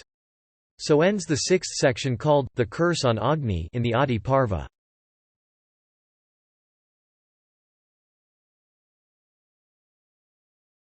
Adiparva Section 7. Sauti said, The god of fire, enraged at the curse of Bhrigu, thus addressed the rishi. What meaneth this rashness, O Brahmana, that thou hast displayed towards me? What transgression can be imputed to me who was labouring to do justice and speak the truth impartially? Being asked, I gave the true answer. A witness who, when interrogated about a fact of which he hath knowledge, representeth otherwise than it is, ruineth his ancestors and descendants both to the 7th generation. He, too, who, being fully cognizant of all the particulars of an affair, doth not disclose what he knoweth, when asked, is undoubtedly stained with guilt. I can also curse thee, but Brahmanas are held by me in high respect. Although these are known to thee, O Brahmana, I will yet speak of them, so please attend. Having, by ascetic power, multiplied myself, I am present in various forms, in places of the daily homa, at sacrifices extending for years, in places where holy rites are performed, such as marriage, etc., and at other sacrifices. With the butter that is poured upon my flame according to the injunctions prescribed in the Vedas, the Devas and the Pitris are appeased. The Devas are the waters. The Pitris are also the waters. The Devas have with the Pitris an equal right to the sacrifices called darshas and purnamasas. The Devas therefore are the Pitris, and the Pitris the Devas. They are identical beings, worshipped together and also separately at the changes of the moon. The Devas and the Pitris eat what is poured upon me. I am therefore called the mouth of the Devas and the Pitris. At the new moon the Pitris, and at the full moon the Devas, are fed through my mouth, eating of the clarified butter that is poured on me. Being, as I am, their mouth, how am I to be an eater of all things, clean and unclean? Then Agni, altar reflecting for a while, withdrew himself from all places, from places of the daily homa of the Brahmanas, from all long extending sacrifices, from places of holy rites, and from other ceremonies. Without their ohms and vashats, and deprived of their swadas and swahas, sacrificial mantras during offerings, the whole body of creatures became much distressed at the loss of their sacrificial fire. The rishis in great anxiety went to the gods and addressed them thus, Ye immaculate beings! The 3 regions of the universe are confounded at the cessation of their sacrifices and ceremonies in consequence of the loss of fire. Ordain what is to be done in Tin's matter, so that there may be no loss of time. Then the rishis and the gods went together to the presence of Brahma. And they represented to him all about the curse on Agni and the consequent interruption of all ceremonies. And they said, O thou greatly fortunate! Once Agni hath been cursed by Bhrigu for some reason. Indeed, being the mouth of the gods and also the first who eateth of what is offered in sacrifices, the eater also of the sacrificial butter, how will Agni be reduced to the condition of one who eateth of all things promiscuously? And the Creator of the universe, hearing these words of theirs, summoned Agni to his presence. And Brahma addressed Agni, the Creator of all and eternal as himself, in these gentle words, Thou art the Creator of the worlds and thou art their destroyer. Thou preserves the 3 worlds and thou art the promoter of all sacrifices and ceremonies. Therefore behave thyself so that ceremonies be not interrupted. And, O thou eater of the sacrificial butter, why dost thou act so foolishly, being, as thou art, the Lord of all? Thou alone art always pure in the universe and thou art its stay. Thou shalt not, with all thy body, be reduced to the state of one who eateth of all things promiscuously. O thou of flames! The flame that is in thy viler parts shall alone eat of all things alike. The body of thine which eateth of flesh, being in the stomach of all carnivorous animals, shall also eat of all things promiscuously.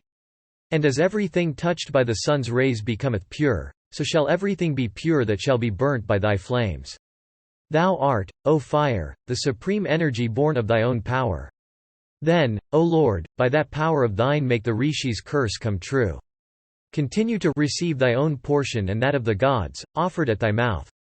Sauti continued. Then Agni replied to the grandfather, So be it.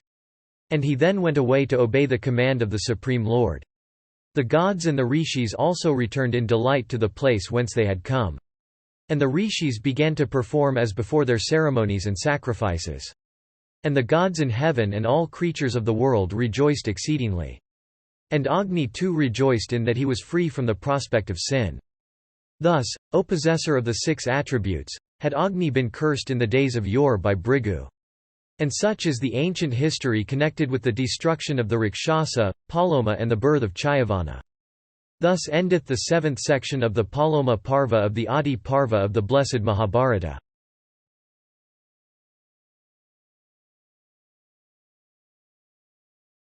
Adiparva Section 8.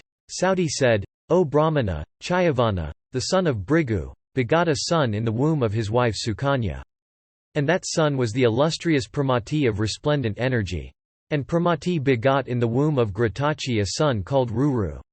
And Ruru begot on his wife Pramadvara a son called Sanaka. And I shall relate to you in detail, O Brahmana, the entire history of Ruru of abundant energy. O listen to it then in full.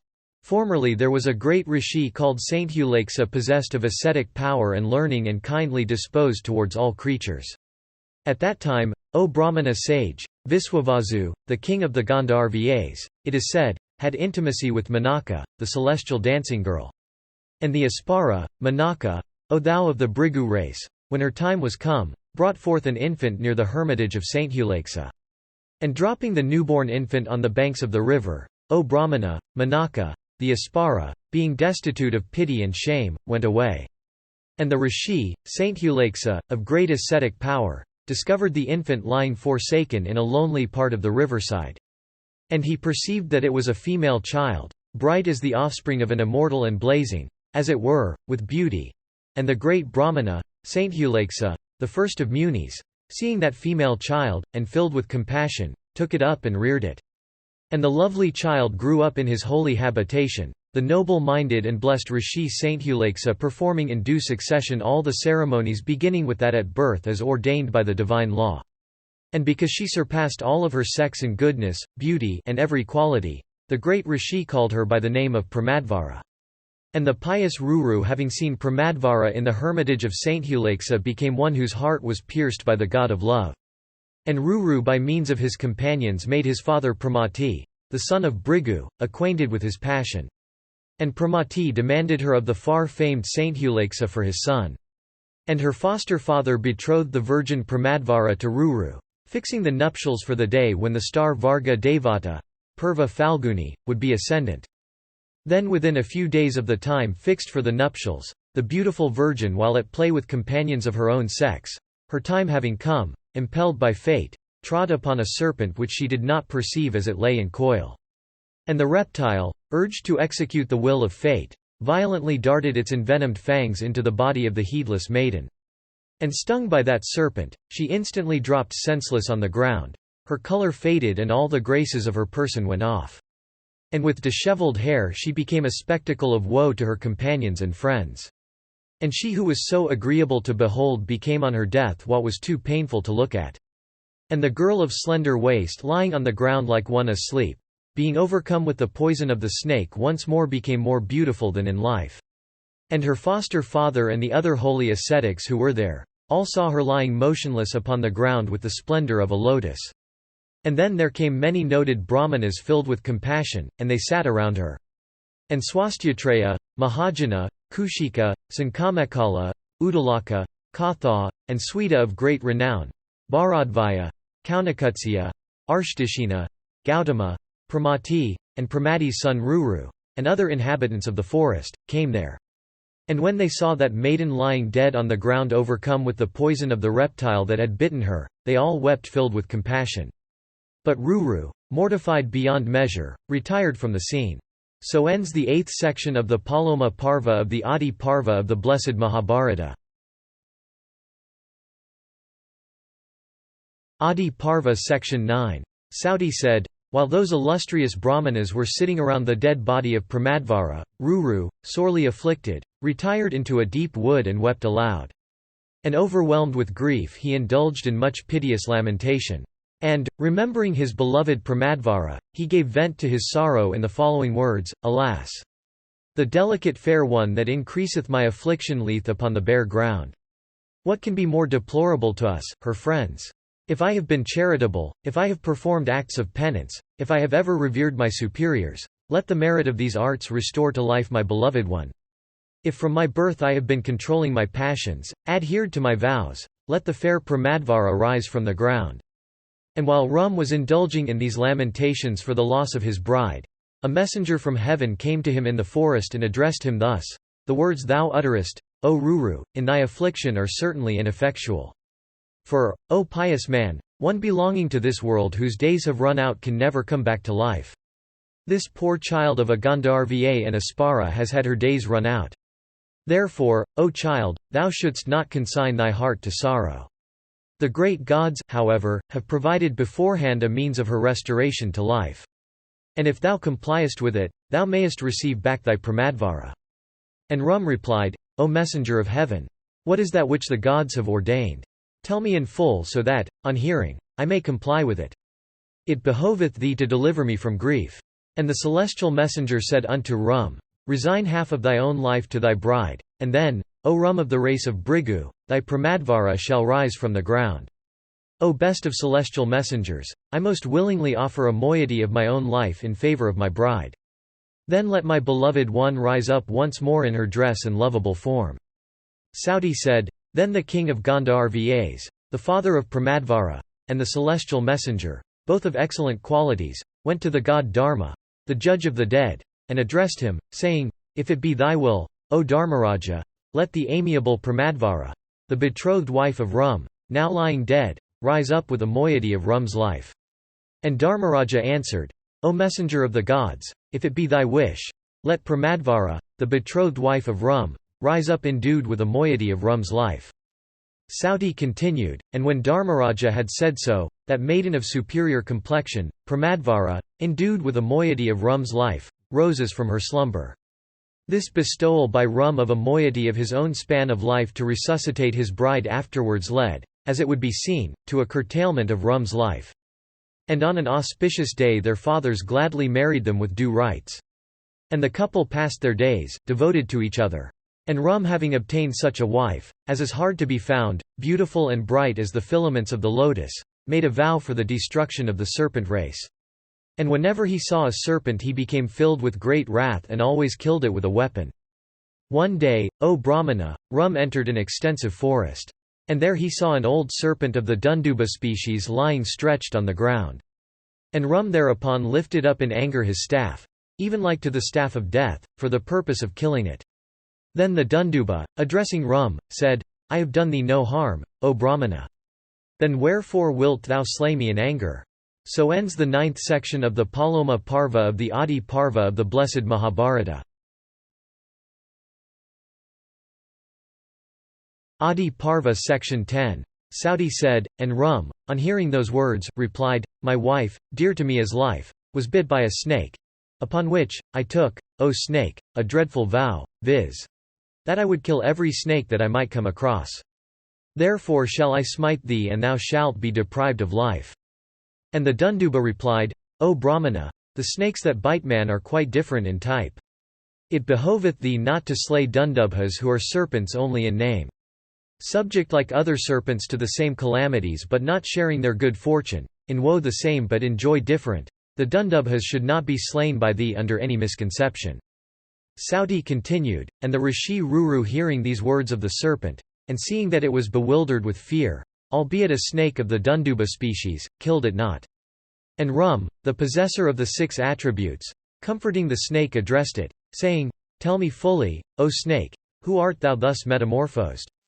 And the Dunduba replied, O Rum, I was formerly a rishi by name Sahasrapat.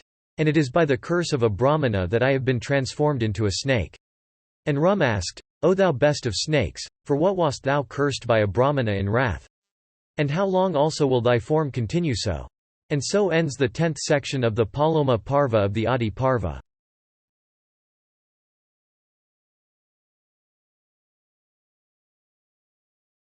Adiparva section 11. Sauti continued, the Dunduba then said, In former times, I had a friend Kagama by name. He was impetuous in his speech and possessed of spiritual power by virtue of his austerities. And one day when he was engaged in the Agni Hotra, fire sacrifice, I made a mock snake of blades of grass, and in a frolic attempted to frighten him with it. And anon he fell into a swoon.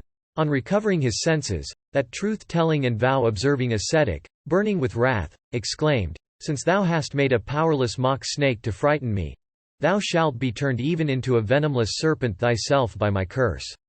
O ascetic, I well knew the power of his penances. Therefore with an agitated heart, I addressed him thus, bending low with joined hands, Friend, I did this by way of a joke, to excite thy laughter. It behoveth thee to forgive me and revoke thy curse. And seeing me sorely troubled, the ascetic was moved, and he replied, breathing hot and hard, What I have said must come to pass. Listen to what I say and lay it to thy heart.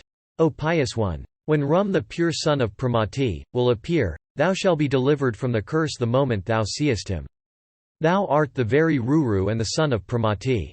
On regaining my native form, I will tell thee something for thy good.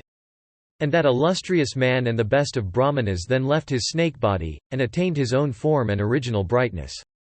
He then addressed the following words to Ruru of incomparable power. O thou first of created beings! Verily the highest virtue of man is sparing the life of others. Therefore a Brahmana should never take the life of any creature. A Brahmana should ever be mild. This is the most sacred injunction of the Vedas. A Brahmana should be versed in the Vedas and Vedangas, and should inspire all creatures with belief in God. He should be benevolent to all creatures, truthful, and forgiving, even as it is his paramount duty to retain the Vedas in his memory. The duties of the Kshatriya are not thine. To be stern, to wield the scepter and to rule the subjects properly are the duties of the Kshatriya.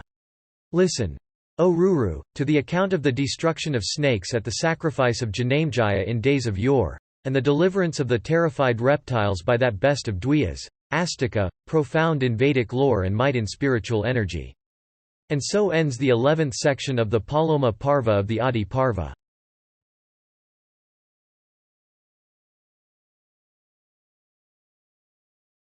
Adiparva section 12. Sauti continued. Ruru then asked, O best of Dwyas, why was King Janamejaya bent upon destroying the serpents? And why and how were they saved by the wise Astika? I am anxious to hear all this in detail. The rishi replied, O Rum, the important history of Astika you will learn from the lips of Brahmanas. Saying this, he vanished. Sauti continued. Ruru ran about in search of the missing rishi, and having failed to find him in all the woods, fell down on the ground, fatigued. And revolving in his mind the words of the rishi, he was greatly confounded and seemed to be deprived of his senses. Regaining consciousness, he came home and asked his father to relate the history in question. Thus asked, his father related all about the story. So ends the 12th section in the Paloma Parva of the Adiparva. Astika Parva.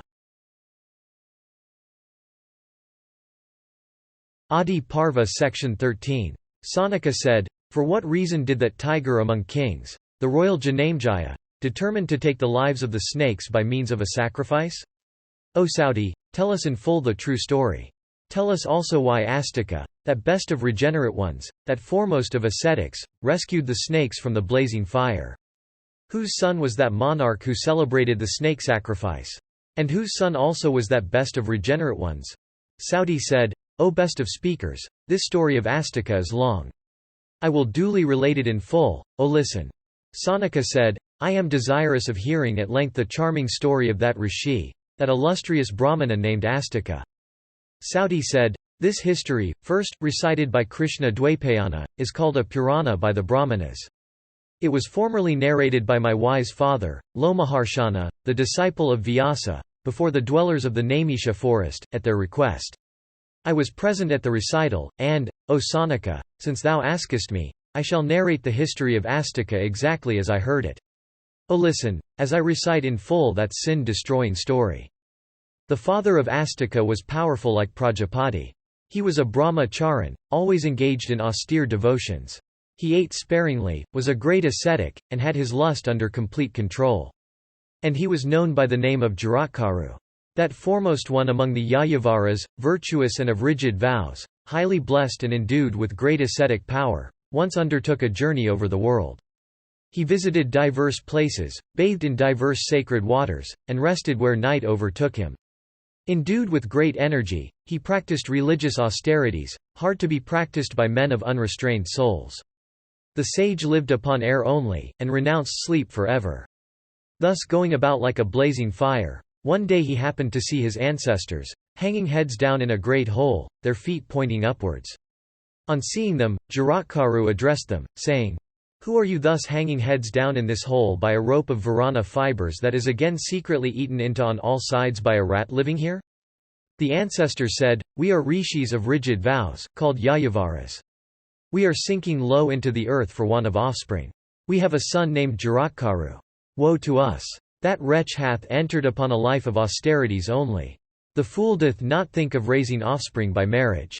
It is for that reason, viz. the fear of extinction of our race, that we are suspended in this hole. Possessed of means, we fare like unfortunates that have none. O excellent one! Who art thou that thus sorrowest as a friend on our account? We desire to learn, O Brahmana, who thou art that standest by us, and why, O best of men, thou sorrowest for us that are so unfortunate." Jaratkaru said, "Ye are even my sires and grandsires. I am that Jaratkaru. Oh, tell me, how I may serve you." The fathers then answered, "Try thy best, O child, to beget a son to extend our line. Thou wilt then, O excellent one, have done a meritorious art for both thyself and us. Not by the fruits of virtue, not by ascetic penances well hoarded up, acquireth the merit which one doth by becoming a father. Therefore, O child, by our command, set thy heart upon marriage and offspring. Even this is our highest good." Jaratkaru replied, "I shall not marry for my sake, nor shall I earn wealth for enjoyment, but I shall do so for your welfare only. According to this understanding, I shall, agreeably to the sastric ordinance, take a wife for attaining the end. I shall not act otherwise. If a bride may be had of the same name with me, whose friends would, besides, willingly give her to me as a gift in charity, I shall wed her duly. But who will give his daughter to a poor man like me for wife? I shall, however, accept any daughter given to me as alms. I shall endeavor, ye sires, even thus to wed a girl. Having given my word, I will not act otherwise. Upon her I will raise offspring for your redemption, so that, ye fathers, ye may attain to eternal regions, of bliss, and may rejoice as ye like." So ends the 13th section in the Astika Parva of the Adiparva.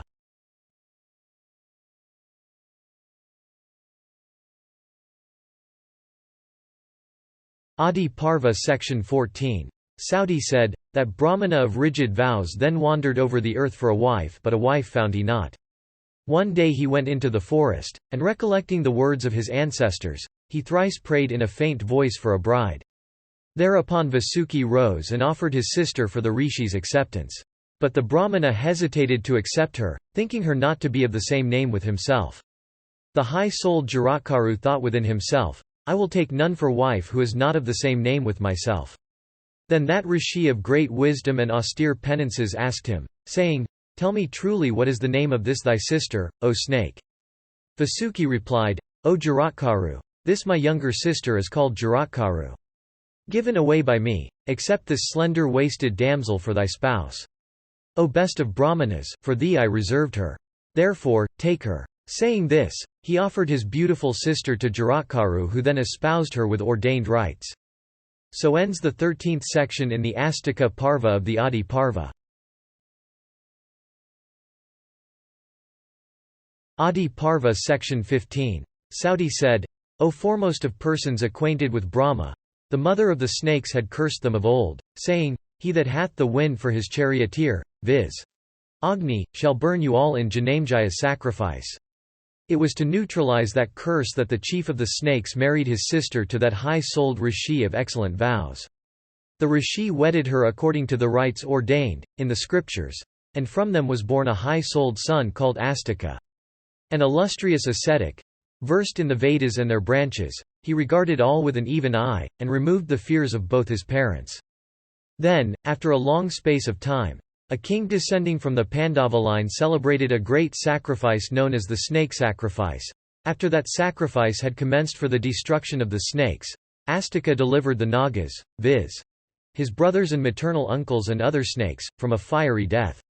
And he delivered his fathers also by begetting offspring. And by his austerities, O Brahmana, and various vows and study of the Vedas, he freed himself from all his debts. By sacrifices, at which various kinds of offerings were made, he propitiated the gods. By practicing the brahmacharya mode of life he conciliated the rishis, and by begetting offspring he gratified his ancestors. Thus Jaratkaru of rigid vows discharged the heavy debt he owed to his sires, who being thus relieved from bondage ascended to heaven. Thus, having acquired great religious merit, Jaratkaru, after a long course of years, went to heaven, leaving Astika behind. There is the story of Astika that I have related duly now. Tell me, O tiger of Brigu's race, what else I shall narrate. So ends the 15th section in the Astika Parva of the Adiparva.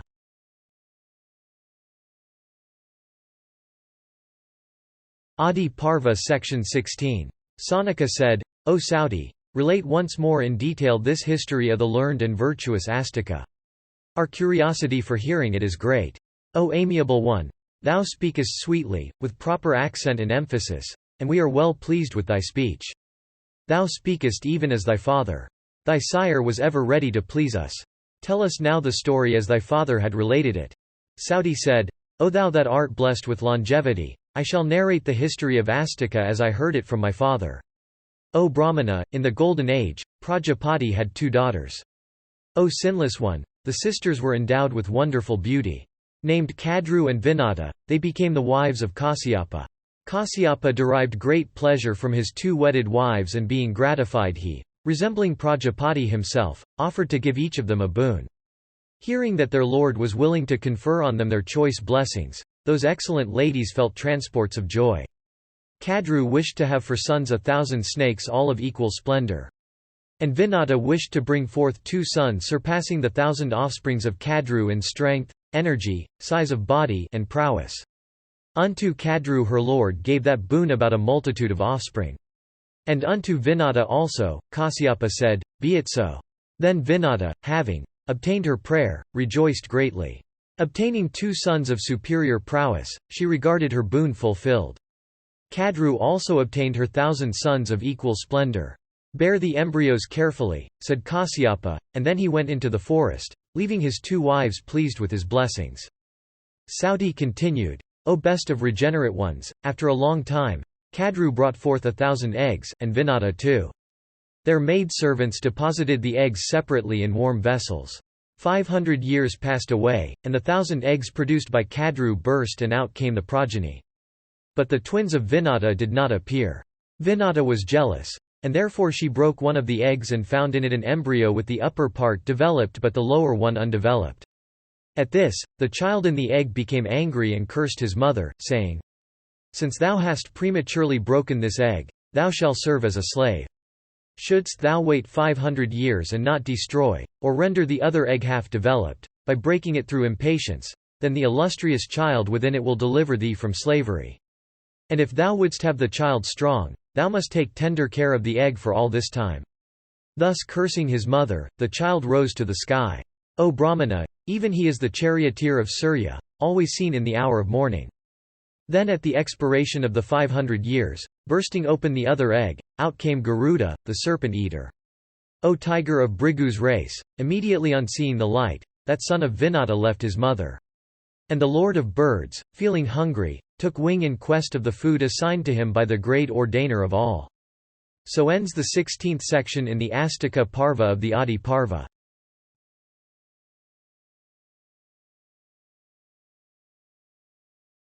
Adiparva section 17. Sauti said, "O ascetic, about this time the two sisters saw approaching near that steed of complacent appearance named Uchcheshravas who was worshipped by the gods, that gem of steeds, who arose at the churning of the ocean for nectar. Divine, graceful, perpetually young, creation's masterpiece, and of irresistible vigor, it was blessed with every auspicious mark." Sanaka asked, "Why did the gods churn the ocean for nectar, and under what circumstances and when, as you say, did that best of steeds so powerful and resplendent spring?" Sauti said, "There is a mountain named Meru, of blazing appearance, and looking like a heap of effulgence. The rays of the sun falling on its peaks of golden luster are dispersed by them. Decked with gold and exceedingly beautiful, that mountain is the haunt of the gods and the Gandharvas. It is immeasurable and unapproachable by men of manifold sins. Dreadful beasts of prey wander over its breasts, and it is illuminated by many divine life-giving herbs. It stands kissing the heavens by its height and is the first of mountains. Ordinary people cannot even think of ascending it. It is graced with trees and streams, and resounds with the charming melody of winged choirs. Once the celestials sat on its begemmed peak, in conclave. They who had practiced penances and observed excellent vows for Amrita now seemed to be eager seekers altar Amrita, celestial ambrosia. Seeing the celestial assembly in anxious mood, Narayana said to Brahman, "Do thou chum the ocean with the gods and the asuras. By doing so, Amrita will be obtained as also all drugs and gems. O ye gods, chum the ocean, ye will discover Amrita." So ends the 17th section in the Astika Parva of the Adiparva.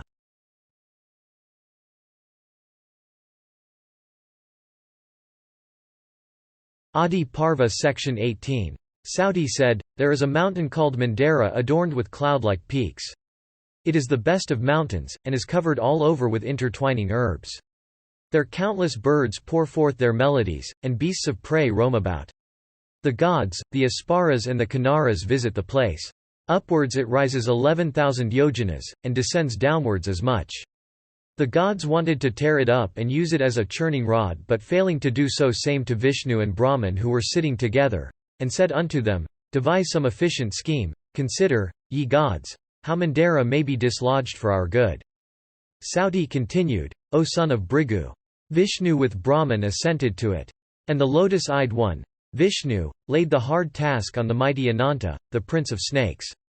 The powerful Ananta, directed thereto both by Brahman and Narayana, O Brahmana, tore up the mountain with the woods thereon and with the denizens of those woods. And the gods came to the shore of the ocean with Ananta and addressed the ocean, saying, O ocean! We have come to chum thy waters for obtaining nectar. And the ocean replied, Be it so, as I shall not go without a share of it. I am able to bear the prodigious agitation of my waters set up by the mountain. The gods then went to the king of tortoises and said to him, O tortoise king! Thou wilt have to hold the mountain on thy back. The tortoise king agreed, and Indra contrived to place the mountain on the former's back. And the gods and the Asuras made of Mandara a churning staff and Vasuki the cord, and set about churning the deep for Amrita. The Asuras held Vasuki by the hood and the gods held him by the tail. And Ananta, who was on the side of the gods, at intervals raised the snake's hood and suddenly lowered it. And in consequence of the stretch Vasuki received at the hands of the gods and the Asuras, black vapors with flames issued from his mouth. These, turned into clouds charged with lightning, poured showers that refreshed the tired gods. And flowers that also fell on all sides of the celestials from the trees on the whirling Mandara, refreshed them. Then, O Brahmana, out of the deep came a tremendous roar like unto the roar of the clouds at the universal dissolution. Diverse aquatic animals being crushed by the great mountain gave up the ghost in the salt waters. And many denizens of the lower regions and the world of Varuna were killed. Large trees with birds on the whirling Mandara were torn up by the roots and fell into the water. The mutual friction of those trees also produced fires that blazed up frequently. The mountain thus looked like a mass of dark clouds charged with lightning. O Brahmana, the fire spread, and consumed the lions, elephants and other creatures that were on the mountain. Then Indra extinguished that fire by pouring down heavy showers. After the churning, O Brahmana, had gone on for some time, gummy exudations of various trees and herbs vested with the properties of Amrita mingled with the waters of the ocean. And the celestials attained to immortality by drinking of the water mixed with those gums and with the liquid extract of gold. By degrees, the milky water of the agitated deep turned into clarified butter by virtue of those gums and juices. But nectar did not appear even then. The gods came before the boon-granting Brahman seated on his seat and said, "Sire, we are spent up, we have no strength left to chum further. Nectar hath not yet arisen, so that now we have no resource save Narayana." On hearing them, Brahman said to Narayana, "O Lord, condescend to grant the gods strength to churn the deep afresh." Then Narayana, agreeing to grant their various prayers, said, "Ye wise ones, I grant you sufficient strength. Go. Put the mountain in position again and chum the water." Re-established thus in strength, the gods recommenced churning. After a while, the mild moon of 1,000 rays emerged from the ocean.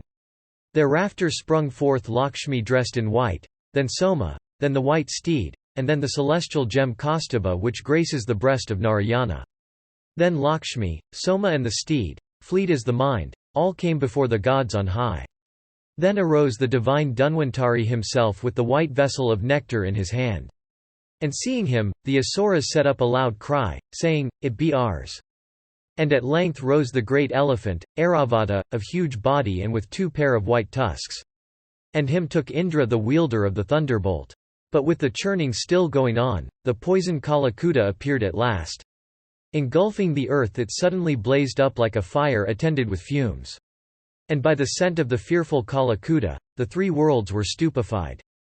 And then Shiva, being solicited by Brahman, swallowed that poison for the safety of the creation. The divine Maheswara held it in his throat, and it is said that from that time he is called Nilakantha, blue-throated. Seeing all these wondrous things, the Asuras were filled with despair, and got themselves prepared for entering into hostilities with the gods for the possession of Lakshmi and Amrita. Thereupon Narayana called his bewitching Maya, elusive power, to his aid, and assuming the form of an enticing female, coquetted with the Danavas. The Danavas and the Daityas, charmed with her exquisite beauty and grace, lost their reason and unanimously placed the Amrita in the hands of that fair damsel. So ends the 18th section in the Astika Parva of the Adiparva. Adiparva section 19. Saudi said, "Then the Daityas and the Danavas equipped with first-class armors and various weapons attacked the gods. In the meantime the valiant Lord Vishnu in the form of an enchantress accompanied by Nara deceived the mighty Danavas and took away the Amrita from their hands. And all the gods at that time of great fright drank the Amrita with delight, receiving it from Vishnu. And while the gods were partaking of it, after which they had so much hankered, a Danava named Rahu was also drinking it among them in the guise of a god. And when the Amrita had reached Rahu's throat only, Surya and Soma recognized him and intimated the fact to the gods. And Narayana instantly cut off with his discus the well-adorned head of the Danava who was drinking the Amrita without permission. And the huge head of the Danava, cut off by the discus and resembling a mountain peak, then rose up to the sky and began to utter dreadful cries. And the Danava's headless trunk, falling upon the ground and rolling thereon, made the earth tremble with her mountains, forests and islands. And from that time there is a long-standing quarrel between Rahu's head and Surya and Soma. And to this day it swalloweth Surya and Soma, during solar and lunar eclipses. Then Narayana, quitting his enchanting female form and hurling many terrible weapons at the Danavas, made them tremble. And thus on the shores of the salt water sea, commenced the dreadful battle of the gods and the Asuras. And sharp-pointed javelins and lances and various weapons by thousands began to be discharged on all sides. And mangled with the discus and wounded with swords, darts and maces, the Asuras in large numbers vomited blood and lay prostrate on the earth. Cut off from the trunks with sharp double-edged swords, heads adorned with bright gold, fell continually on the field of battle. Their bodies drenched in gore, the great Asuras lay dead everywhere. It seemed as if red-dyed mountain peaks lay scattered all around. And when the sun rose in his splendor, thousands of warriors struck one another with weapons. And cries of distress were heard everywhere. The warriors fighting at a distance from one another brought one another down by sharp iron missiles, and those fighting at close quarters slew one another with blows of their fists.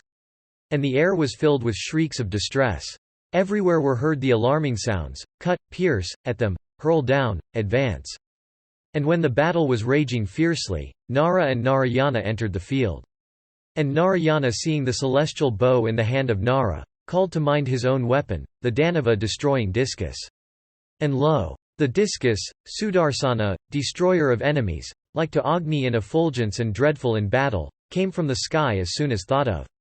And when it came, Narayana of fierce energy, possessing arms like the trunk of an elephant, hurled with great force that weapon of extraordinary luster, effulgent as blazing fire, dreadful and capable of destroying hostile towns.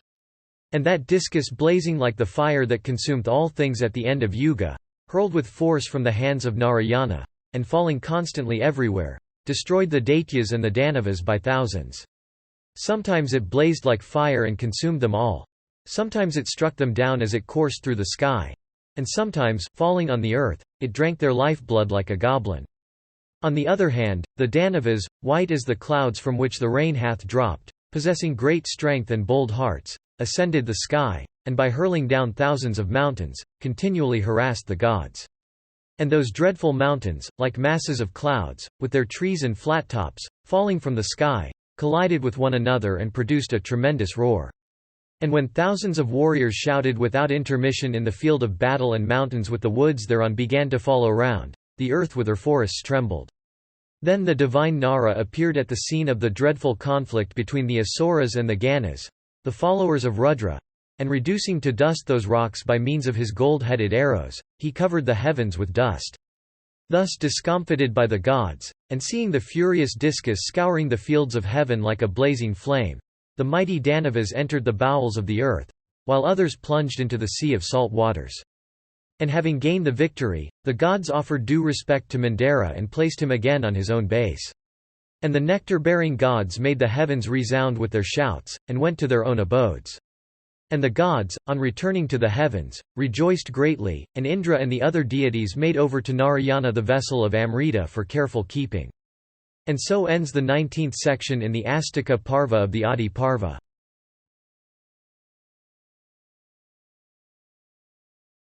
Adiparva Section 20. Sauti said, "Thus have I recited to you the whole story of how Amrita was churned out of the ocean, and the occasion on which the horse Uchcheshravas of great beauty and incomparable prowess was obtained.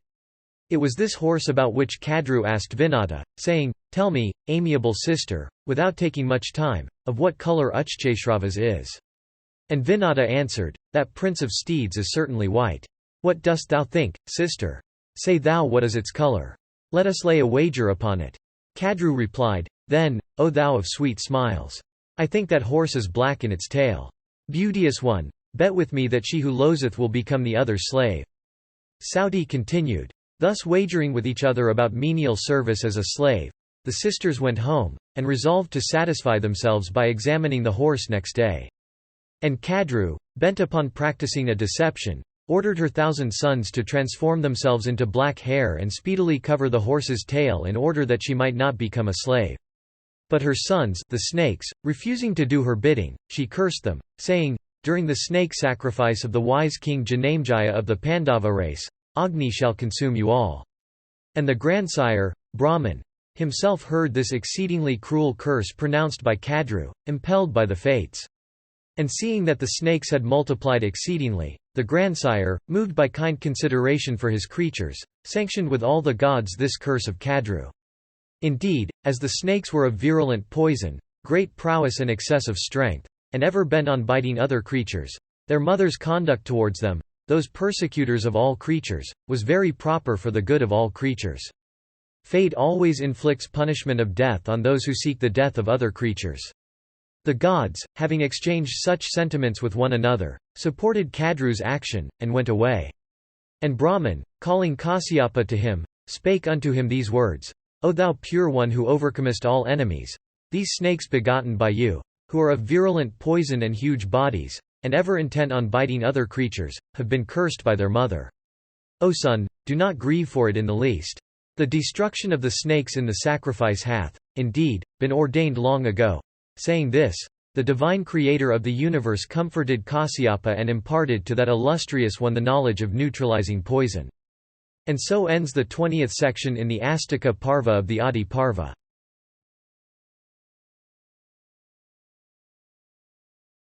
Adiparva Section 21. Sauti said, "Then when the night had passed away and the sun had risen in the morning, O thou whose wealth is asceticism, the two sisters Kadru and Vinata, having laid a wager about slavery, went with haste and impatience to view the steed Uchcheshravas from a near point. On their way they saw the ocean, that receptacle of waters, vast and deep, rolling and tremendously roaring, full of fishes large enough to swallow the whale, and abounding with huge makaras and creatures of various forms by thousands, and rendered inaccessible by the presence of other terrible, monster-shaped, dark, and fierce aquatic animals, abounding with tortoises and crocodiles, the mine of all kinds of gems, the home of Vanina, the water god, the excellent and beautiful residence of the Nagas, the lord of all rivers, the abode of the subterranean fire, the friend, or asylum, of the Asuras, the terror of all creatures, the grand reservoir of water, and ever immutable. It is holy, beneficial to the gods, and is the great source of nectar, without limits, inconceivable, sacred, and highly wonderful. It is dark, terrible with the sound of aquatic creatures, tremendously roaring, and full of deep whirlpools. It is an object of terror to all creatures. Moved by the winds blowing from its shores and heaving high, agitated and disturbed, it seems to dance everywhere with uplifted hands represented by its surges. Full of swelling billows caused by the waxing and waning of the moon, the parent of Vasudeva's great conch called Panchajanya, the great mine of gems, its waters were formerly disturbed in consequence of the agitation caused within them by the Lord Govinda of immeasurable prowess when he had assumed the form of a wild boar for raising the submerged earth. Its bottom, lower than the nether regions, the vow-observing regenerate Rishi Atri could not fathom after, toiling for, 100 years. It becomes the bed of the lotus-naveled Vishnu when at the termination of every yuga that deity of immeasurable power enjoys yoga nidra, the deep sleep under the spell of spiritual meditation. It is the refuge of Menaka fearful of falling thunder, and the retreat of the Asuras overcome in fierce encounters. It offers water as sacrificial butter to the blazing fire issuing from the mouth of Vairava, the ocean mare. It is fathomless and without limits, vast and immeasurable, and the lord of rivers. And they saw that unto it rushed mighty rivers by thousands with proud gait, like amorous competitors, each eager for meeting it, forestalling the others. And they saw that it was always full, and always dancing in its waves. And they saw that it was deep and abounding with fierce whales and makaras. And it resounded constantly with the terrible sounds of aquatic creatures. And they saw that it was vast, and wide as the expanse of space, unfathomable, and limitless, and the grand reservoir of water. And so ends the 21st section in the Astika Parva of the Adiparva.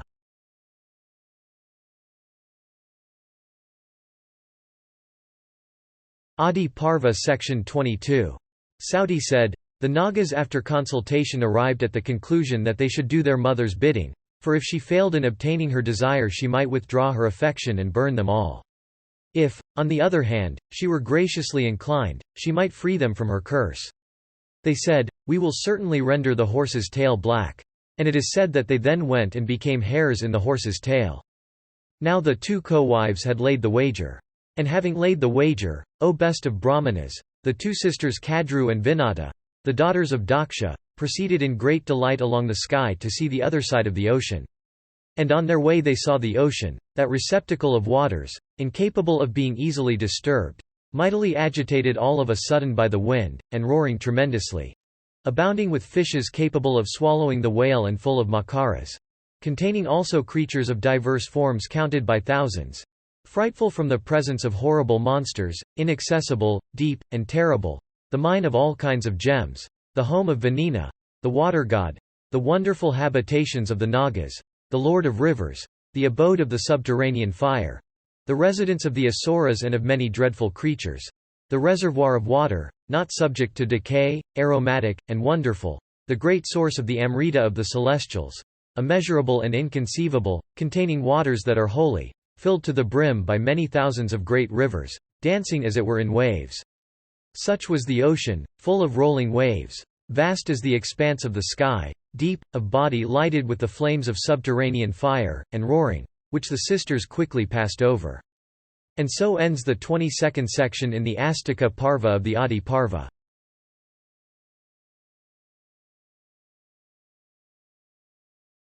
Adiparva section 23. Sauti said, having crossed the ocean, Kadru of swift speed, accompanied by Vinata, soon alighted near the horse. They then both beheld that foremost of steeds of great speed, with body white as the rays of the moon but having black hairs, in the tail. And observing many black hairs in the tail, Kadru put Vinata, who was deeply dejected, into slavery. And thus Vinata, having lost the wager, entered into a state of slavery and became exceedingly sorry.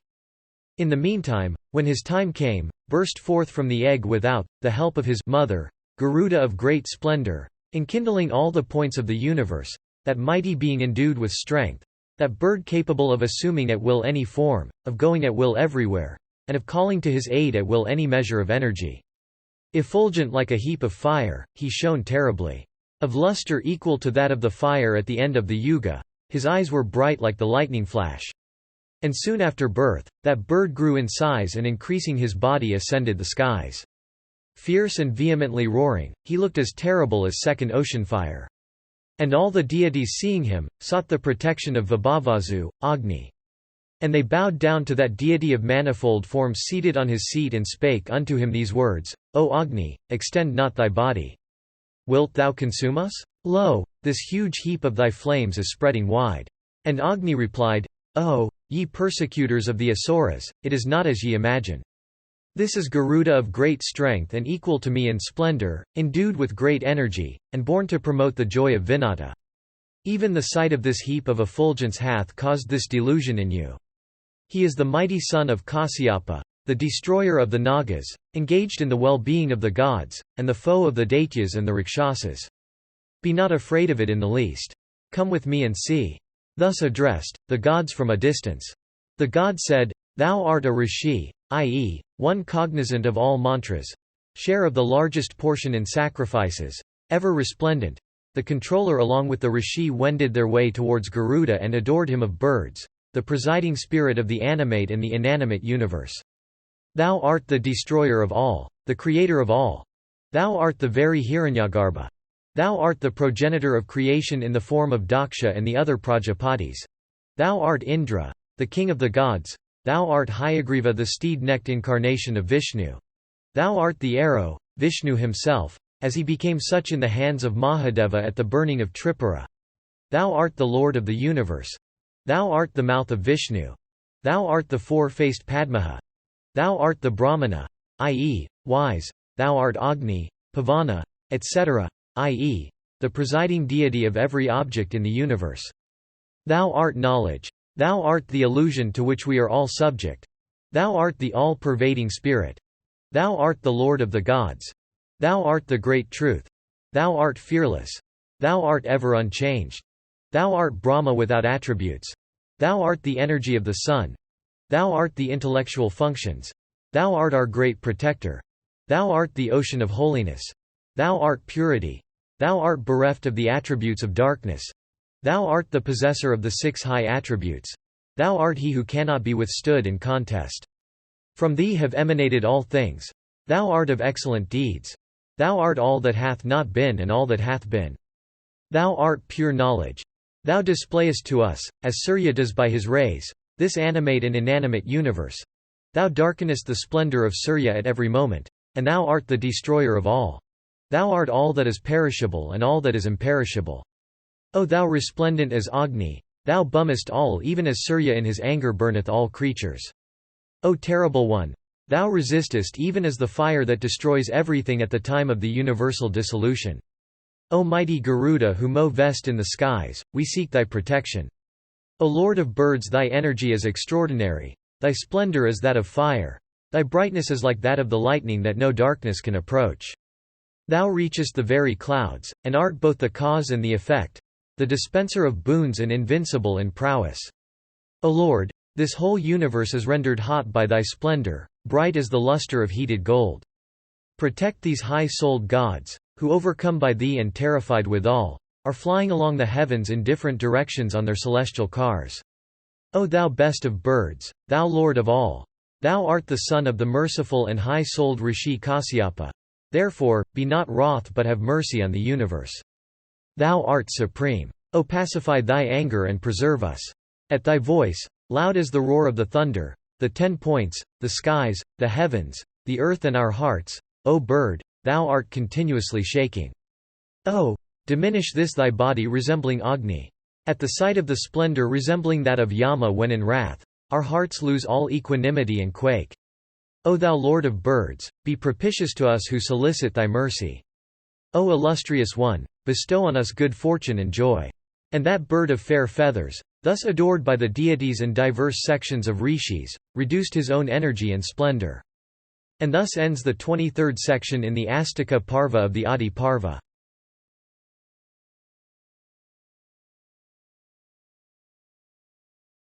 Adiparva section 24. Sauti said, then hearing of and beholding his own body, that bird of beautiful feathers diminished its size. And Garuda said, let no creature be afraid. As ye are in a fright at the sight of my terrible form, I shall diminish my energy. Sauti continued, then that bird capable of going everywhere at will, that ranger of the skies capable of calling to his aid any measure of energy, bearing Aruna on his back, wended from his father's home and arrived at his mother's side on the other shore of the great ocean. And he placed Aruna of great splendor in the eastern regions, just at a time when Surya had resolved to burn the worlds with his fierce rays. Sanaka said, when did the revered Surya resolve at the time to bum the worlds? What wrong was done to him by the gods that provoked his ire? Sauti said, O sinless one, when Rahu was drinking nectar among the gods at the time of the churning of the ocean, he was pointed out to the gods by Surya and Soma, and from that time he conceived an enmity towards those deities. And upon this Rahu sought to devour his afflictor. Surya became wroth, and thought, Oh, this enmity of Rahu towards me hath sprung from my desire of benefiting the gods. And this dire consequence I alone have to sustain. Indeed, at this pass help I obtain not. And before the very eyes of the denizens of heaven I am going to be devoured, and they brook it quietly. Therefore, for the destruction of the worlds must I strive. And with this resolution he went to the mountains of the west. And from that place he began to radiate his heat around for the destruction of the world. And then the great rishis, approaching the gods, spake unto them, Lo, in the middle of the night springeth a great heat, striking terror into every heart, and destructive of the three worlds. Then the gods, accompanied by the rishis, wended to the grandsire, and said unto him, O what is this great heat today that causeth such panic? Surya hath not yet risen, still the destruction of the world is obvious. O Lord, what will happen when he doth rise? The grandsire replied, Indeed, Surya is prepared to rise today for the destruction of the world. As soon as he will appear he will burn everything into a heap of ashes. By me, however, hath the remedy been provided beforehand. The intelligent son of Kasyapa is known to all by the name of Aruna. He is huge of body and of great splendor. He shall stay in front of Surya, doing the duty of his charioteer and taking away all the energy of the former. And this will ensure the welfare of the worlds, of the rishis and of the dwellers in heaven. Sauti continued, Aruna, at the behest of the grandsire, did all that he was ordered to do. And Surya rose veiled by Aruna's person. I have told thee now why Surya was in wrath, and how Aruna, the brother of Garuda, was appointed as his charioteer. Hear next of that other question asked by thee a little while ago. And so ends the 24th section in the Adiparva of the Adiparva.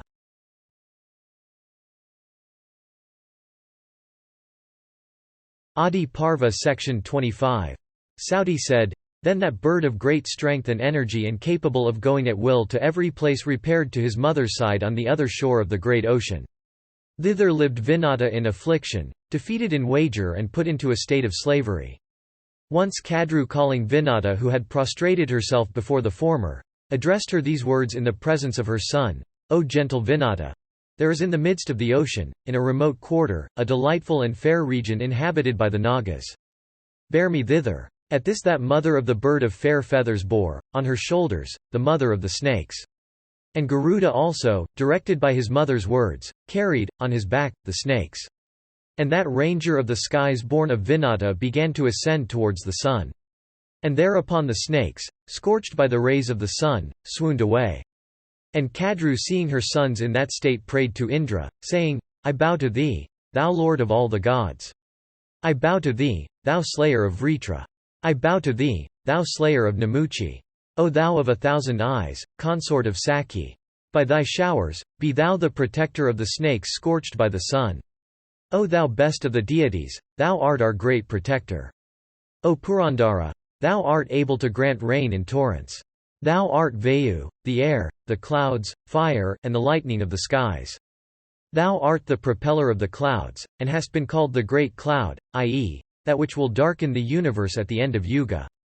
Thou art the fierce and incomparable thunder and the roaring clouds. Thou art the creator of the worlds and their destroyer. Thou art unconquered. Thou art the light of all creatures, Aditya, Vibhavasu, and the wonderful elements. Thou art the ruler of all the gods. Thou art Vishnu. Thou hast 1,000 eyes. Thou art a god, and the final resource. Thou art, O deity, all Amrita, and the most adored Soma. Thou art the moment, the lunar day, the bala, minute. Thou art the K-Shana, 4 minutes. Thou art the lighted fortnight, and also the dark fortnight. Thou art Kala, thou Kashtha, and thou Truti. Thou art the year, the seasons, the months, the nights, and the days. Thou art the fair earth with her mountains and forests. Thou art also the firmament, resplendent with the sun. Thou art the great ocean with heaving billows and abounding with whales, swallowers of whales, and makaras, and various fishes. Thou art of great renown, always adored by the wise and by the great rishis with minds wrapped in contemplation.